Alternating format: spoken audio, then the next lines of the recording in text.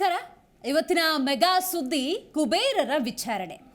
ನೋಡಿ, ಭ್ರಷ್ಟಾಚಾರ ಅಂದಾಗ ಅಕ್ರಮವಾಗಿ ಆಸ್ತಿ ಗಳಿಕೆ ಮಾಡಿದ್ದಾರೆ ಅಂದ ಸಂದರ್ಭದಲ್ಲಿ ಆಕ್ಟಿವ್ ಆಗೋದು ಯಾವ ಸಂಸ್ಥೆ ಅಂತ ನಾವು ನೋಡೋದಾದ್ರೆ ವಿಶೇಷವಾಗಿ ಲೋಕಾಯುಕ್ತ ಅಧಿಕಾರಿಗಳು ಈ ಕಡೆ ದಾಳಿ ಮಾಡಿದ್ರಂತೆ. ಈ ಸರ್ಕಾರಿ ಅಧಿಕಾರಿಯ ಮನೆಯಲ್ಲಿ ತೀವ್ರ ರೀತಿಯಲ್ಲಿ ಪರಿಶೀಲನೆ ನಡೆಸಿದ್ರಂತೆ. ದಾಖಲೆಗಳು ಕಡತ ಅಂತೇನಿತ್ತು ಅದನ್ನೆಲ್ಲ ವಶಕ್ಕೆ ಪಡ್ಕೊಂಡಿದ್ದಾರೆ. ಈ ರೀತಿಯ ಸುದ್ದಿಯನ್ನು ಸಹಜವಾಗಿ ನಾವು ನೋಡ್ತಾ ಇರ್ತೀವಿ. ಆದರೆ ಅದರ ನಂತರ ಏನಾಯಿತು, ಆ ಪ್ರಶ್ನೆಗೆ ಸರಿಯಾದಂತಹ ಉತ್ತರ ಅನ್ನೋದು ಸಿಕ್ಕಿರೋದಿಲ್ಲ. ಇಲ್ಲಿ ಅಸಲಿಗೆ ನಡೆಯುವಂತಹ ವಿಚಾರವೇ ಬೇರೆ. ಯಾಕಂತ ಹೇಳಿದ್ರೆ ಈ ರೀತಿ ಸರ್ಕಾರಿಯೋ ಅಥವಾ ಬೇರೆ ಯಾವುದೇ ಭ್ರಷ್ಟ ಅಧಿಕಾರಿ ಅಂತ ಯಾರಿರ್ತಾರೆ ಅವರ ಮನೆ ಕಚೇರಿಯ ಮೇಲೆ ರೇಡ್ ಆದ ನಂತರ ಸಂದರ್ಭದಲ್ಲಿ ತೀವ್ರ ರೀತಿಯ ವಿಚಾರಣೆ ಅನ್ನೋದು ನಡಿಬೇಕು. ಆ ವಿಚಾರಣೆಯದು ಮುಂದಿನ ಹಂತಕ್ಕೆ ಹೋಗಬೇಕು ಅನ್ನೋದಾದ್ರೆ ಪ್ರಾಧಿಕಾರದ ಅನುಮತಿ ಬೇಕಾಗತ್ತೆ. ಇಲ್ಲೇ ಹೋಲ್ಡ್ ಸ್ಥಗಿತ ಅಂತ ಆಗೋದು. ಪ್ರಾಧಿಕಾರಿಗಳು ಅನುಮತಿಯನ್ನು ಕೊಡೋದಿಲ್ಲ. ಆ ಸಂದರ್ಭದಲ್ಲಿ ವಿಚಾರಣೆ ಅನ್ನೋದು ಆ ಹಂತಕ್ಕಲ್ಲೇ ನಿಂತ್ಕೊಂಡ್ಬಿಡತ್ತೆ. ಈ ರೀತಿ ಪ್ರಕರಣ ಅದು ಅಲ್ಲಿಗೆ ಸ್ಟಾಪ್ ಆಗೋದಾದ್ರೆ ಇಷ್ಟೊಂದು ರೇಡ್ ಆದರೂ ಯಾಕಾಗಬೇಕು? ಲೋಕಾಯುಕ್ತ ಸುಮ್ಮನೆ ಕೆಲಸ ಮಾಡೋದಂಗೆ ಆಗೋದಿಲ್ವ? ಒಂದು ಆಶಾಭಾವನೆ ಅನ್ನೋದಿರುತ್ತೆ. ಭ್ರಷ್ಟ ಅಧಿಕಾರಿಗಳು ಅಂತ ಯಾರೇ ಇದ್ದರೂ ಕೂಡ ಅವರನ್ನು ಕಾನೂನಿನ ಅಡಿಯಲ್ಲಿ ತಂದು ತಪ್ಪಿಗೆ ಸರಿಯಾದಂತಹ ಶಿಕ್ಷೆಯನ್ನು ಈ ಕಾನೂನು ಕೊಡುತ್ತೆ ಅಂತ ಹೇಳಿ. ಆದರೆ ಪ್ರಾಧಿಕಾರಗಳ ನಿರ್ಲಕ್ಷ್ಯದ ಪರಿಣಾಮ ಅನ್ನೋದೇನಿದೆ, ಈ ಪ್ರಕರಣಗಳು ಅಲ್ಲೇ ನೆಲಕಚ್ಚುವಂತಹ ಸಾಧ್ಯತೆ ಇರುತ್ತೆ. ಹಾಗಾಗಿ ಲೋಕಾಯುಕ್ತ ರೇಡ್ ಹೇಗೆ ನಡೆಯುತ್ತೆ, ರೇಡ್ ಆದ ಸಂದರ್ಭದಲ್ಲಿ ವಿಚಾರಣೆಗಳು ಹೇಗೆ ನಡೆಯುತ್ತೆ, ತನಿಖೆ ಅನ್ನೋದು ಯಾವ ರೀತಿ ಮುಂದುವರಿಯುತ್ತೆ, ಪ್ರಾಧಿಕಾರಗಳು ಯಾಕೆ ಅನುಮತಿಯನ್ನು ಕೊಡೋದಿಲ್ಲ, ಸದ್ಯ ಅನುಮತಿಗಾಗಿ ಕಾದು ಕುಳಿದಿರುವಂತಹ ಪ್ರಕರಣಗಳ ಸಂಖ್ಯೆ ಎಷ್ಟು, ಇದೆಲ್ಲವನ್ನ ಇವತ್ತಿನ ಮೆಗಾ ಸುದ್ದಿಯಲ್ಲಿ ಕೂಲಂಕುಷವಾಗಿ ಚರ್ಚೆ ಮಾಡೋಣ. ನಾನು ದಿವ್ಯಾಶ್ರೀ.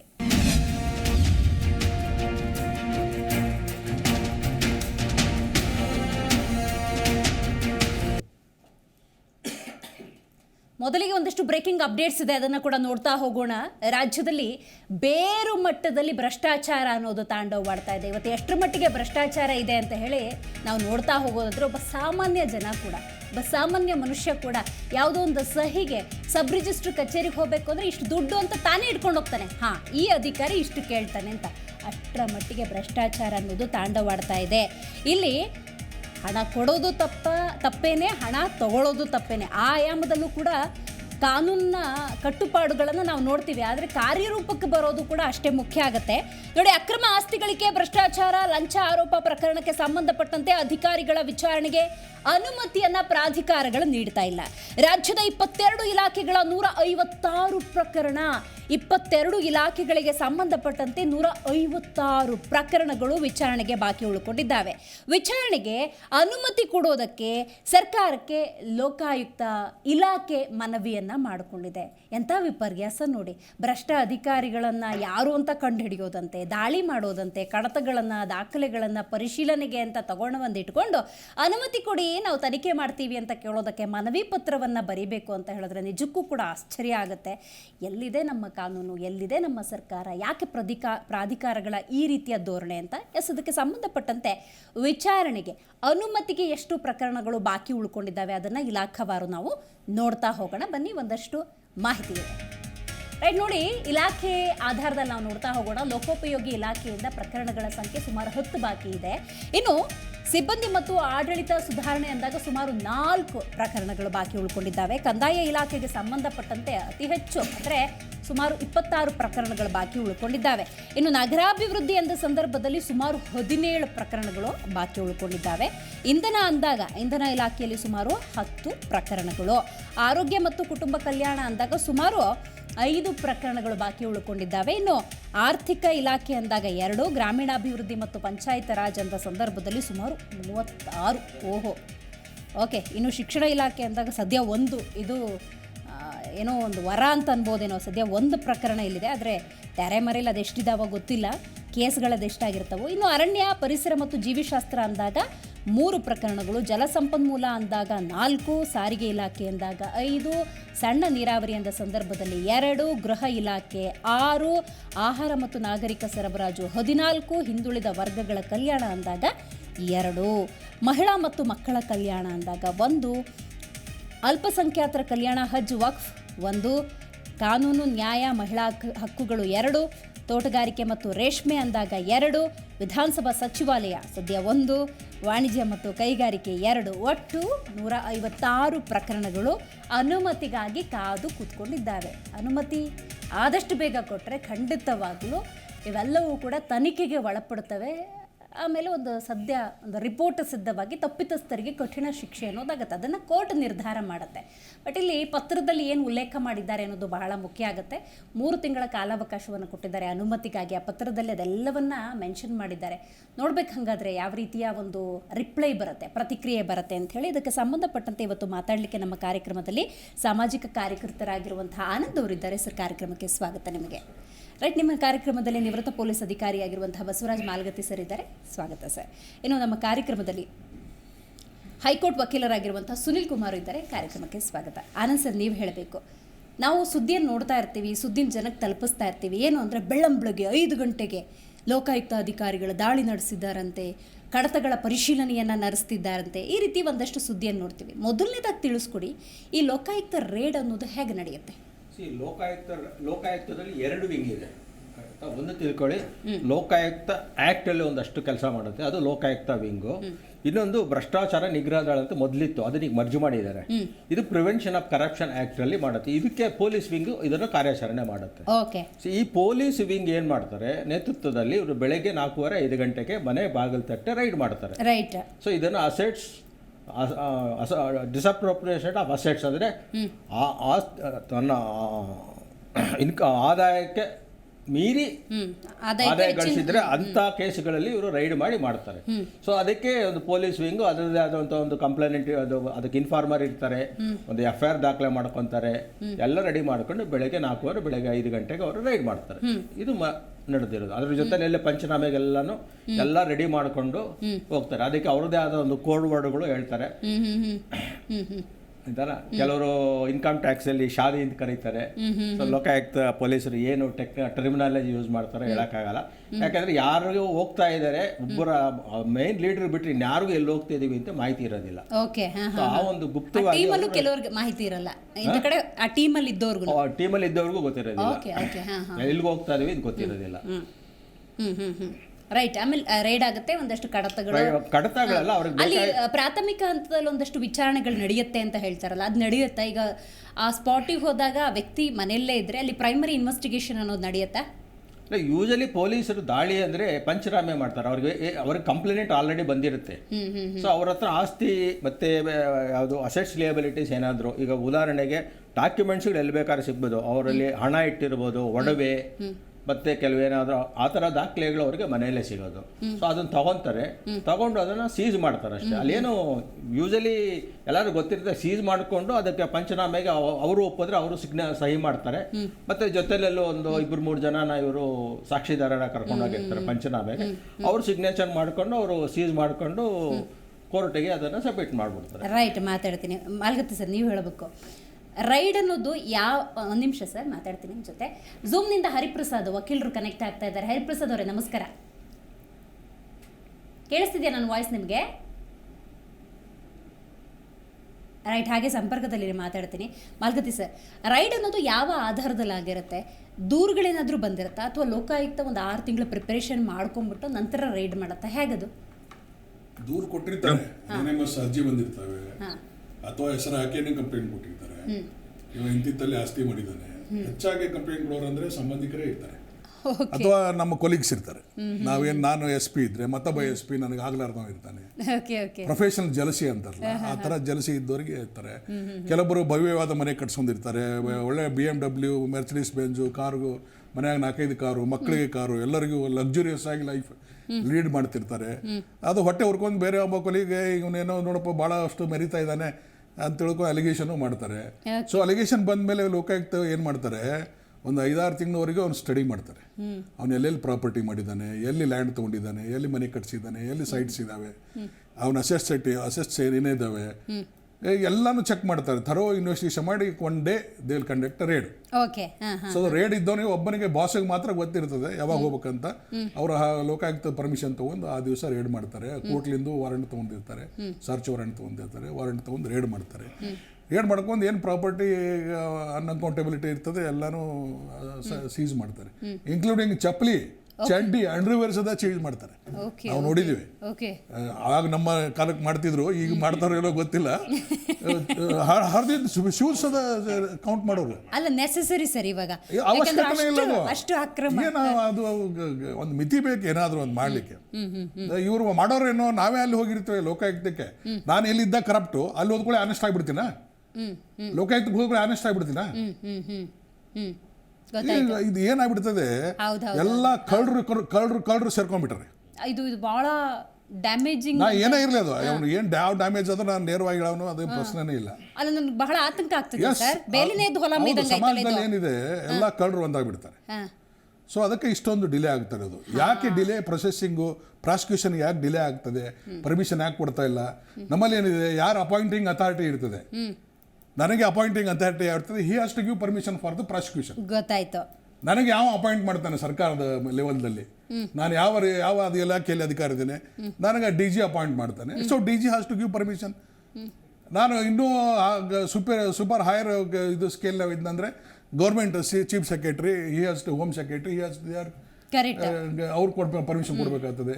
ಇಲ್ಲಿ ಏನಾಗ್ತದೆ, ಪರ್ಮಿಷನ್ ಯಾಕೆ ಡಿಲೇ ಆಗ್ತದೆ ಅಂದರೆ ಬರೀ ಒಂದೇ ಕಾರಣ ಅಲ್ಲ. ಫಸ್ಟ್ ಜಾತಿ, ಅವ್ನು ನಮ್ಮ ಜಾತಿವಾದನ ಏನ್ರಿ, ನಮ್ಮ ಜಾತಿವಾದನ ಏನ್ರಿ, ನಮ್ಮವರೇ ಸಿಗ್ತಾರೆ ನಿಮಗೆ? ಅವನೊಬ್ಬನೇ ತಿಂದಾನ, ಉಳಿದ್ರೆ ಯಾರು ತಿನ್ನೋದಲ್ವಾ? ಅವನೊಬ್ಬನೇ ಸಿಗ್ತಾನೆ ನಿಮಗೆ, ಉಳಿದವ್ರು ಯಾರು ತಿನ್ನೋದಲ್ವಾ ಅಂತ ಹಿಂಗೆ ಕೇಳೋರು ಇದ್ದಾರೆ. ರಾಜಕಾರಣಿಗಳು, ಮಂತ್ರಿಗಳು ಕೆಲವೊಬ್ಬರು, ಇವರೇ ಸಿಗ್ತಾರ, ಇವರೇ ಕಾಣ್ತಾರ ನಿಮಗೆ, ಸಮಾಜದಲ್ಲಿ ಬೇರೆ ಯಾರು ತಿನ್ನೋದಲ್ವಾ? ಹೀಗೆ ಕೇಳೋರು ಇದ್ದಾರೆ. ಒಂದು ಜಾತಿ, ಎರಡನೇದ್ದು ಇನ್ಫ್ಲೂಯೆನ್ಸು, ಮೂರನೇದ್ದು ದುಡ್ಡು, ನಾಲ್ಕನೇದ್ದು ರಾಜಕೀಯ. ಈ 4 ಪಾಯಿಂಟ್ಗಳಿಂದ ಅದು ಡಿಲೇ ಆಗ್ತಾ ಇದೆ. ಹೇಗೆ ಡಿಲೇ ಆಗ್ತಾಯಿದೆ? ರಾಜಕೀಯ ವ್ಯಕ್ತಿ ಇದ್ದಂದರೆ ಅವನಿಗೆ ವ್ಯವಹಾರ ಇರ್ತದೆ, ಅವನಿಗೆ ಪರಿಚಯ ಇರ್ತಾನೆ, ಭಾಳ ಕ್ಲೋಸ್ ಇರ್ತಾನೆ. ಒಂದು ಕಾಲಕ್ಕೆ ಯಾವುದೋ ಒಂದು ಕಾಲಕ್ಕೆ ಕೂಡಿ ಬಿಸ್ನೆಸ್ ಮಾಡಿರ್ತಾರೆ, ಅಥವಾ ಏನೋ ಒಂದು ಅವನ ಇದರಲ್ಲಿ ಅಧೀನದಲ್ಲಿ ಇರ್ತಾನೆ, ಅಥವಾ ಅವ್ರ ಕಡೆಯಿಂದ ಏನಾದರೂ ಹೆಲ್ಪ್ ತೊಗೊಂಡಿರ್ತಾರೆ ಅಧಿಕಾರಿ ಇದ್ದಾಗೆ. ಅದಕ್ಕೆ ಹಾಳಾಗೋಲಿ ಬಿಡಪ್ಪ ಏನೋ ಆಗಿರ್ತದೆ, ನಾವು ಸಪೋರ್ಟ್ ಮಾಡೋಣ ಅಂತ ಕೆಲವು ರಾಜಕೀಯ ವ್ಯಕ್ತಿಗಳು ಸಪೋರ್ಟು ಮಾಡ್ತಾರೆ. ಇದು ಒಂದು ರೀತಿ. ಎರಡನೇದ್ದು ಅಂದರೆ ಜಾತಿ ಬಂದರೆ ಸಾಕು, ಇವ ನಮ್ಮವನು, ಮಾಡ್ರಿ, ಬೇರೆಯವ್ರು ಏನು ತಿನ್ನೋದಲ್ವಾ, ನಮ್ಮವ್ರು ತಿಂದ್ರೆ ಉಳಿಸ್ರಿ, ಏನಾಗೋದಿದೆ ಅಂತ ಜಾತಿಯಿಂದ ಸಪೋರ್ಟ್ ಮಾಡ್ತಾರೆ. ಅದೇ ಜೊತೆ ಇನ್ನೊಬ್ಬ ಅಧಿಕಾರಿ ಇನ್ನೊಬ್ಬ ಯಾವನಾರು ಕರಪ್ಟ್ ಇದ್ರ ಅಲ್ಲಿ ದುಡ್ಡು ಹೋಗಿತಾರೆ, ಅದು ಸ್ಟಾಪ್ ಮಾಡಿಸ್ತಾರೆ. ಸೊ ಪೋಸ್ಟ್ಪೋನ್ ಆಗುತ್ತಾ? ಇಲ್ಲ, ಪರ್ಮಿಷನ್ ಕೊಡೋದು ಸ್ಟಾಪ್ ಮಾಡ್ತಾರೆ, ಹೆಲ್ಡಪ್ ಮಾಡ್ತಾರೆ. ಆ ಫೈಲ್ ಅಲ್ಲೇ ಮೂಲೆಯಲ್ಲಿ ಬೀಳಂಗ್ ಮಾಡ್ತಾರೆ. ಕೆಲವೊಬ್ರು ಫೈಲೇ ಕಳುವು ಮಾಡಿಸ್ತಾರೆ. ನಿಮಗೆ ವಿಚಿತ್ರ ಅಂದ್ರೆ ಕೇಳಿ, ನಮ್ಮ ಮಕ್ಕಳಿಗೆ ಒಂದು 3-4 ಕೇಸಲ್ಲಿ ನೋಡಿದ್ದೇನೆ. ಅವ್ರ ಹೆಸರು ಗೊತ್ತಿದ್ದಾವೆ ನನಗೆ, ನಾ ಇಲ್ಲಿ ಹೇಳಲಿಕ್ಕೆ ಹೋಗೋದಲ್ಲ ಯಾರು ಆಫೀಸರ್ ಅಂತ. ಅದು senior most in state level ಅಂತವ್ರು ಫೈಲ್ಸ್ ಅದ ಕಳುವು ಮಾಡಿಸಿದ್ದಾರೆ ಆಫೀಸಿಂದ.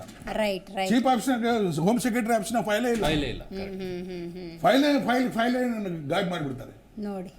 ಸೊ ಇಂಥ ಅನಾಹುತಗಳು ನಡೀತವೆ. ಇದೆಲ್ಲ ನಡೀಲಿಕ್ಕೆ ಕಾರಣ ಅಂತಂದ್ರೆ ಎಲ್ಲರೂ, ಇಡೀ ವ್ಯವಸ್ಥೆ, ಆ ವ್ಯವಸ್ಥೆ ಕುಲುಷಿತವಾಗಿದೆ. ಆ ಕುಲುಷಿತ ಆಗಿ, ಇನ್ಕ್ಲೂಡಿಂಗ್ ಅದು ನಾನು ಹಿಡ್ಕೊಂಡು ಹೇಳ್ತೀನಿ, ನಾನು ಅಷ್ಟೊಂದು ಕುಲುಷಿತವಾಗಿದೆ. ಆದ್ರೆ ಎಲ್ಲರೂ ಸಾಮೀಲಾಗಿದ್ದಾರೆ. ಇದರ ಅರ್ಥ ನಾನು ಎಲ್ಲರನ್ನೂ ಬ್ಲೇಮ್ ಮಾಡೋದಿಲ್ಲ. ಒಳ್ಳೆಯವರು ಇದ್ದಾರೆ, ಒಳ್ಳೆಯವರು ಇದ್ದಾರೆ, ಒಳ್ಳೆ ಅಧಿಕಾರಿಗಳಿದ್ದಾರೆ, ಪ್ರಾಮಾಣಿಕ ಅಧಿಕಾರಿಗಳಿದ್ದಾರೆ, ಪ್ರಾಮಾಣಿಕ ರಾಜಕಾರಣಿಗಳಿದ್ದಾರೆ, ಪ್ರಾಮಾಣಿಕ ಜಡ್ಜಸ್ ಇದ್ದಾರೆ, ಪ್ರಾಮಾಣಿಕ ವ್ಯಕ್ತಿಗಳು ಇದ್ದಾರೆ, ಇಲ್ಲ ಅಂತ ಹೇಳೋದಿಲ್ಲ. ಆದ್ರೆ ಮೆಜಾರಿಟಿ ಇದು ಜಾಸ್ತಿ ಆಗ್ಬಿಟ್ಟಿದೆ, ಕರಪ್ಟ್ ಮೆಜಾರಿಟಿ ಜಾಸ್ತಿ ಆಗಿದೆ. ಹೀಗಾಗಿ ಮೊನ್ನೆ ನೋಡಿ ಮಾಡಾಳ್ ಕೇಸ್ನಲ್ಲಿ 8 ಕೋಟಿ ಇಡೀ ಜಗತ್ತೇ ನೋಡಿದೆ ಎಣಸೋದು. ಹಿ ವಾಸ್ ಇದು soap factory, he was chairman ಅಲ್ವಾ, Mysuru sandal soap factory chairman. ಆ ಚೇರ್ಮನ್ ಇದು ಇರ್ಲಾರ್ದೆ ಅವ್ನು ದುಡ್ಡು ಮಗನಿಗೆ ಯಾಕೆ ಕೊಡ್ತಾರೆ? ಚೇರ್ಮನ್ ಸಂಬಂಧ ಬರೋದಲ್ವಾ? ಮಗನ ಸಂಬಂಧ ಚೇರ್ಮನ್ಗೆ, ಇದಕ್ಕೆ ಸೋಪ್ ಫ್ಯಾಕ್ಟ್ರಿಗೆ ಸಂಬಂಧನ? ಅವರಪ್ಪ ಚೇರ್ಮನ್. ಸೊ ಇದು ಅವಂಗ FIR ಕ್ವಾಶ್ ಆಗ್ಬಿಡ್ತು ಕೋರ್ಟ್ನಾಗ, ಯಾರು ಕೇಳುವಂಗೆ ಇಲ್ಲ, ಕೇಳಿದ್ರೆ ಕಂಟೆಂಪ್ಟ್ ಆಫ್ ಕೋರ್ಟ್. ಈ ತರ ಆದ್ರೆ ಯಾವ ನ್ಯಾಯ ಸ್ವಾಮಿ? ಎಲ್ಲಿ ನ್ಯಾಯ ಸಿಗ್ಬೇಕು? ದೇವರಲ್ಲೇ ನ್ಯಾಯ ಸಿಗದಿದ್ರೆ ಇನ್ನೆಲ್ಲಿ ನ್ಯಾಯ? ರೈಟ್ ಸರ್, ಮಾತಾಡ್ತೀನಿ. ವಕೀಲರಾಗಿರುವಂತಹ ಹರಿಪ್ರಸಾದ್ ಅವರು ಝೂಮ್ ನಿಂದ ಕನೆಕ್ಟ್ ಆಗ್ತಾ ಇದ್ದಾರೆ. ನಮಸ್ಕಾರ ಹರಿಪ್ರಸಾದ್ ಅವರೇ. ಹಾಗೆ ಸಂಪರ್ಕದಲ್ಲಿ ಮಾತಾಡ್ತೀನಿ, ನಿಮ್ ಜೊತೆ ಮಾತಾಡ್ತೀನಿ. ಓಕೆ, ಸುನಿಲ್ ಅವರೇ, ಒಳ್ಳೆ ಸಬ್ಜೆಕ್ಟ್ ತಗೊಂಡಿದ್ರೆ ಬಹಳ ವಿಚಾರಗಳಿದೆ. ಖಂಡಿತ ಮಾತಾಡೋಣ. ಒಂದೇ ನಿಮಿಷ ಬಂದೆ, ನಿಮ್ಮ ಹತ್ರ ಬರ್ತೀನಿ, ನಾನು ಮಾತಾಡ್ತೀನಿ. ಈ ರೇಡ್ ಬಗ್ಗೆ ಒಂದಷ್ಟು ಎಕ್ಸ್ಪ್ಲನೇಷನ್ ನಂಗೆ ಸಿಕ್ತು. ರೇಡ್ ಆದಾಗ ದೂರು ಕೊಟ್ಟವ್ರಿಗಿರ್ಬೋದು ಅಥವಾ ಈ ಅಧಿಕಾರಿ ವರ್ಗಗಳು ಇಷ್ಟರ ಮಟ್ಟಿಗೆ ಭ್ರಷ್ಟಾಚಾರ ಮಾಡಿದೆ ಅಂದರೆ ಎಸ್ ನ್ಯಾಯ ಒಂದು ಸಿಗುತ್ತೆ ಅನ್ನುವಂಥ ಆಶಾಭಾವನೆಗೆ ಈ ಅನುಮತಿ ಸಿಕ್ಕಿಲ್ಲ ಅನ್ನೋದು ಕೊಡ್ಲಿಲ್ ಹೊಡೆದಂಗೆ ಆಯಿತು. ಏನಂತೀರಿ? ಯಾಕೆ ಅನುಮತಿ ಸಿಗೋದಿಲ್ಲ? ಎಲ್ಲಿ ಹೋಲ್ಡ್ ಆಗುತ್ತೆ? ಮೇಡಮ್ ನಾವೇನು ಮಾಡ್ತೀವಿ, ಈ ರೇಡ್ ಆದಾಗ FIR ದಾಖಲೆ ಮಾಡಿದಾಗ 2 ಸೆಕ್ಷನ್ಗಳ ಅಡಿನಲ್ಲಿ ಸ್ಯಾಂಕ್ಷನ್ ಬೇಕು ನಮಗೆ. ಒಂದು 2018ನಲ್ಲಿ 17A ಅಂತ ಒಂದು ಅಮೆಂಡ್ಮೆಂಟ್ ತರ್ತಾರೆ. ಅದರಲ್ಲಿ FIR ರಿಜಿಸ್ಟ್ರೇಷನ್ ಮುಂಚೆ ಕೂಡ ಒಂದು ಸ್ಯಾಂಕ್ಷನ್ ಬೇಕಾಗ್ತದೆ if is a public servant. Thereafter ಇವ್ರು ಏನು ಮಾಡ್ತಾರೆ, ಇನ್ವೆಸ್ಟಿಗೇಷನನ್ನು ಮಾಡ್ತಾರೆ, ಮೆಟೀರಿಯಲ್ ಸಿಗುತ್ತೆ, ದಾಖಲಾತಿಗಳು, ಡಿಸ್ಪ್ರಪೋರ್ಷನೇಟ್ ಅಸೆಟ್ಸ್ ಅಂತ ನಾವೇನು ಹೇಳ್ತೀವೋ ಆದಾಯ ಮೀರಿ ಆಸ್ತಿ ಗಳಿಕೆ ಪ್ರಕರಣಗಳಲ್ಲಿ ತನಿಖೆಯನ್ನು ಕಂಪ್ಲೀಟ್ ಮಾಡಿ ಚಾರ್ಜ್ ಶೀಟನ್ನು ಸಲ್ಲಿಸಬೇಕು. ಆವಾಗ ಸೆಕ್ಷನ್ 19ನಲ್ಲಿ ಇವ್ರಿಗೊಂದು ಸ್ಯಾಂಕ್ಷನ್ ಬೇಕು. ಸೆಕ್ಷನ್ 19ನಲ್ಲೂ ಸ್ಯಾಂಕ್ಷನ್ ಬೇಕು. ಈವನ್ CRPC 197ನಲ್ಲೂ ಕೂಡ 197ನಲ್ಲೂ ಕೂಡ ಸ್ಯಾಂಕ್ಷನ್ ಬೇಕು. ಬಿಕಾಸ್ ಜಡ್ಜಸ್ಸು, ಮ್ಯಾಜಿಸ್ಟ್ರೇಟ್ರವರು ಮತ್ತು ಪಬ್ಲಿಕ್ ಸರ್ವೆಂಟು, ಇವರು ಪಬ್ಲಿಕ್ ಸರ್ವೆಂಟ್ ಆದಾಗ ಅವರು ಮಾಡುವಂಥ ಕೆಲಸಗಳು in the discharge of public functions, ತಾವು ಕೆಲಸ ಮಾಡುವಂಥ ಡಿಸ್ಚಾರ್ಜ್ ಆಫ್ ಪಬ್ಲಿಕ್ ಫಂಕ್ಷನ್ಸ್ ಅಲ್ಲಿ ಏನಾದರೂ ಅದು ಸಂಬಂಧಪಟ್ಟರೆ ಆವಾಗ ಅವ್ರಿಗೆ ಸ್ಯಾಂಕ್ಷನ್ ಬೇಕೇ ಬೇಕಾಗ್ತದೆ. ಅದರಲ್ಲಿ ಏನಾದರೂ IPC ಒಫೆನ್ಸ್ಗಳು ಸೇರ್ಕೊಂಡ್ಬಿಡ್ತು. ಫಾರ್ ಎಕ್ಸಾಂಪಲ್ 420 ಚೀಟಿಂಗ್ ಅಂತ ಹಾಕಿದ್ದಾರೆ, ಫೋರ್ಜರಿ ಬಂತು, ಅದಕ್ಕೆ ಸ್ಯಾಂಕ್ಷನ್ ಬೇಕಿಲ್ಲ. Supreme court is very clear, IPC ಒಫೆನ್ಸ್ಗಳಿಗೆ ಸ್ಯಾಂಕ್ಷನ್ ಬೇಡ, but prevention of corruption act ಅಲ್ಲಿ ಮಾತ್ರ ಸ್ಯಾಂಕ್ಷನ್ ಬೇಕಾಗ್ತದೆ. ಸೊ ಸೆಕ್ಷನ್ 19ನಲ್ಲಿ ನಿಮ್ಗೆ ಸ್ಯಾಂಕ್ಷನ್ ಬೇಕು. ಅನುಮತಿ ಕೊಟ್ಟರೆ ಹೆಂಗೆ, ಕೊಟ್ಟಿಲ್ಲ ಅಂದ್ರೆ ಏನಾಗುತ್ತೆ? ಅದಕ್ಕೂ ಕೂಡ ಸುಪ್ರೀಂ ಕೋರ್ಟ್ ಕ್ಲಾರಿಫಿಕೇಶನ್ ಕೊಡುತ್ತೆ. ಅನೇಕ ರಾಜ್ಯ ಸರ್ಕಾರಗಳು UP, ಬಿಹಾರಲ್ಲಿ, ಡೆಲ್ಲಿನಲ್ಲಿ ಏನಾಗ್ತದೆ, ನಮ್ಮ ಸ್ನೇಹಿತರು ಮಾಲ್ಗತ್ತಿ ಸರ್ ಹೇಳಿದಂಗೆ ವರ್ಷಾನುಗಟ್ಟಲೆ ಜಾತಿ ಪ್ರಭಾವದಿಂದ, ಹಣದ ಇನ್ಫ್ಲೂಯೆನ್ಸ್ಗಳಿಂದ ಸ್ಯಾಂಕ್ಷನ್ನೇ ಕೊಡ್ತಾ ಇರಲಿಲ್ಲ. ನೀವೇನೇ ಮಾಡಿ 3 ವರ್ಷ 4 ವರ್ಷ ಪೊಲೀಸ್ ಅಧಿಕಾರಿಗಳು ಹಾನೆಸ್ಟಾಗಿ ತನಿಖೆ ಮಾಡಿ ಕೋಲ್ಡ್ ಸ್ಟೋರೇಜ್ನ ಫೈಲ್ ಇಟ್ಟಿರೋರು, ಫೈಲೇ ಸಿಗ್ತಾ ಇರಲಿಲ್ಲ, ಎಷ್ಟೋ ಫೈಲ್ಗಳು ಕಳೆದಾಕ್ಬಿಟ್ಟಿದ್ರು. ಅದನ್ನು ಕೂಡ ಸುಬ್ರಹ್ಮಣ್ಯನ್ ಸ್ವಾಮಿ ಪ್ರಕರಣದಲ್ಲಿ ಸುಪ್ರೀಂ ಕೋರ್ಟ್ ಬಹಳ ಗಂಭೀರವಾಗಿ ತಗೊಂಡು ಏನು ಹೇಳ್ತು, ಒಂದು ಪಕ್ಷ ಸೆಕ್ಷನ್ 19ನಲ್ಲಿ ಏನಾದರೂ ನೀವು ಸ್ಯಾಂಕ್ಷನ್ ಕೊಡ್ಲಿಕ್ಕೆ ಅದಕ್ಕೊಂದು ಟೈಮ್ ಫ್ರೇಮ್ ಅನ್ನು ಫಿಕ್ಸ್ ಮಾಡ್ತು. ಮ್ಯಾಕ್ಸಿಮಮ್ 3 ತಿಂಗಳು ಮಾತ್ರ ನೀವು ಹೋಲ್ಡ್ ಮಾಡ್ಬೋದು, plus 1 more month of extension, 4 ತಿಂಗಳು. ಆ 1 month ಏನಕ್ಕೆ, ನಿಮಗೆ ಅಡಿಷನಲ್ ಕಾನೂನಿನ ಮಾಹಿತಿ ಬೇಕು, ಕಾನೂನಿನ ಲೀಗಲ್ ಒಪಿನಿಯನ್ ಬೇಕು, ಅಡ್ವೊಕೇಟ್ ಜನರಲ್ ಅವರ ಒಂದು ಒಪಿನಿಯನ್ ತಗೋತೀರಿ, ಅದಕ್ಕೊಂದು ಅಡಿಷನಲ್ ಎಕ್ಸ್ಟೆನ್ಷನ್ 1 month ಬಿಟ್ಟರೆ 4 months ಒಳಗಡೆ ಯಾವುದೇ ರಾಜ್ಯ ಸರ್ಕಾರ ಅಥವಾ ನಮ್ಮ ಸಾರ್ ಹೇಳಿದ್ರೆ competent authority or my appointing authority ಏನ್ ಮಾಡಬೇಕು, 4 ತಿಂಗಳ ಒಳಗಾಗಿ ಸ್ಯಾಂಕ್ಷನ್ ಕೊಡಲೇಬೇಕು. ಒಂದು ಪಕ್ಷ 4 ತಿಂಗಳು ಆಗೋಯ್ತು, then supreme court says in Subramanian Swamy versus doctor Manmohan Singh ಪ್ರಕರಣದಲ್ಲಿ ಇಟ್ಸ್ ಎ ಡೀಮ್ಡ್ ಸ್ಯಾಂಕ್ಷನ್. ಬೇಕಾಗಿಲ್ಲ, ಪೊಲೀಸ್ ಅಧಿಕಾರಿಗಳು ಖುಷಿಯಾಗಿ ಹೋಗಿ ಅದನ್ನು ಚಾರ್ಜ್ ಶೀಟ್ ಅನ್ನು ಸಬ್ಮಿಟ್ ಮಾಡಿ ನ್ಯಾಯಾಧೀಶರು ಕಾಗ್ನಿಸೆನ್ಸ್ ಅನ್ನು ತಗೊಂಡು ಟ್ರಯಲ್ ಶುರು ಆಗ್ಬಿಡುತ್ತೆ. ಸೊ ಅದನ್ನ ಲೋಕಾಯುಕ್ತರು ಮಾಡಬೇಕು. ಇನ್ಸ್ಟೆಡ್ ಆಫ್ ಜಸ್ಟ್ ಬರೀ ಲೆಟರ್ ಬರೆಯೋದ್ರ ಮುಖಾಂತರ, ಲೆಟರ್ ಬರ್ದಿದ್ದಾರೆ, ಗೌರವಯುತವಾಗಿ ಲೆಟರ್ ಬರ್ದಿದ್ದಾರೆ, ಒಳ್ಳೆ ತಂದಲ್ಲಿ ಕೇಳಿದ್ದಾರೆ. ನಮ್ಮ ಲೋಕಾಯುಕ್ತರು ಮಾಜಿ ಹೈಕೋರ್ಟ್ ಜಡ್ಜ್ ಆಗಿದ್ದವರು ಜುಲೈಗೆ ಬರ್ದಿದ್ದಾರಂತೆ, ಒಂದು ರೆಸ್ಪಾನ್ಸ್ ಬೇಕಲ್ವಾ? ನೋಡಿ ಎಷ್ಟು ಲೆಥಾರ್ಜಿಕ್ ಇರ್ತಾರೆ ಡಿಪಾರ್ಟ್ಮೆಂಟ್ ಅವರು. ಇದೆಲ್ಲವೂ ಕೂಡ ಗಣನೆಗೆ ತಗೊಂಡು supreme court judgement is very much clear. 4 ತಿಂಗಳಾಗಿದೆ, 4 ತಿಂಗಳಲ್ಲಿ ನೀವೇನು ಕೊಟ್ಟಿಲ್ಲ, then they can go ahead 100% charge sheet ಅನ್ನು ಸಲ್ಲಿಸಬಹುದು. ಎಷ್ಟೋ ಪೊಲೀಸ್ ಅಧಿಕಾರಿಗಳು ತುಂಬಾ ಶ್ರಮ ಪಟ್ಟು ವರ್ಷಾನುಗಟ್ಟಲೆ ಇನ್ವೆಸ್ಟಿಗೇಟ್ ಮಾಡಿರ್ತಾರೆ. ಒಳ್ಳೆಯವರಿದ್ದಾರೆ, ಬಹಳಷ್ಟು ಒಳ್ಳೆಯವರಿದ್ದಾರೆ. ನಮ್ಮ ಮಾಲ್ಗತ್ತಿ ಸರ್ ಹೇಳ್ದಂಗೆ ಬಹಳಷ್ಟು ಒಳ್ಳೆ ಆಫೀಸರ್ಸ್ ಇದ್ದಾರೆ. ಅವರ ನೈತಿಕತೆಗೆ ಒಂದು ಕ್ವಶನ್ ಬಂದ್ಬಿಡುತ್ತೆ. ನಾವು 2 ವರ್ಷ 3 ವರ್ಷ ಸುದೀರ್ಘವಾಗಿ ತನಿಖೆ ಮಾಡಿ ಬರೀ ಸ್ಯಾಂಕ್ಷನ್ ಇಂದ ಹೋಯ್ತಲ್ಲ ಅಂತ ಹೇಳಿ, ಹಾಗಾಗಬಾರ್ದು ಅಂತ ಹೇಳಿ ಸುಪ್ರೀಂ ಕೋರ್ಟ್ ಜಜ್ಮೆಂಟ್ ಬಹಳಷ್ಟು ಅನುಕೂಲಕ್ಕೆ ಬರ್ತದೆ. 4 ತಿಂಗಳವರೆಗೂ ಕಾದು after 4 months automatically the Lokayukta can go head ಮತ್ತು ಚಾರ್ಜ್ ಶೀಟ್ ಅನ್ನು ಸಬ್ಮಿಟ್ ಮಾಡಬಹುದು. ಅವ್ರ ವಿರುದ್ಧ ಟ್ರಯಲ್ ಶುರು ಆಗ್ಬಿಡುತ್ತೆ. ರೈಟ್, ಮಾತಾಡ್ತೀನಿ.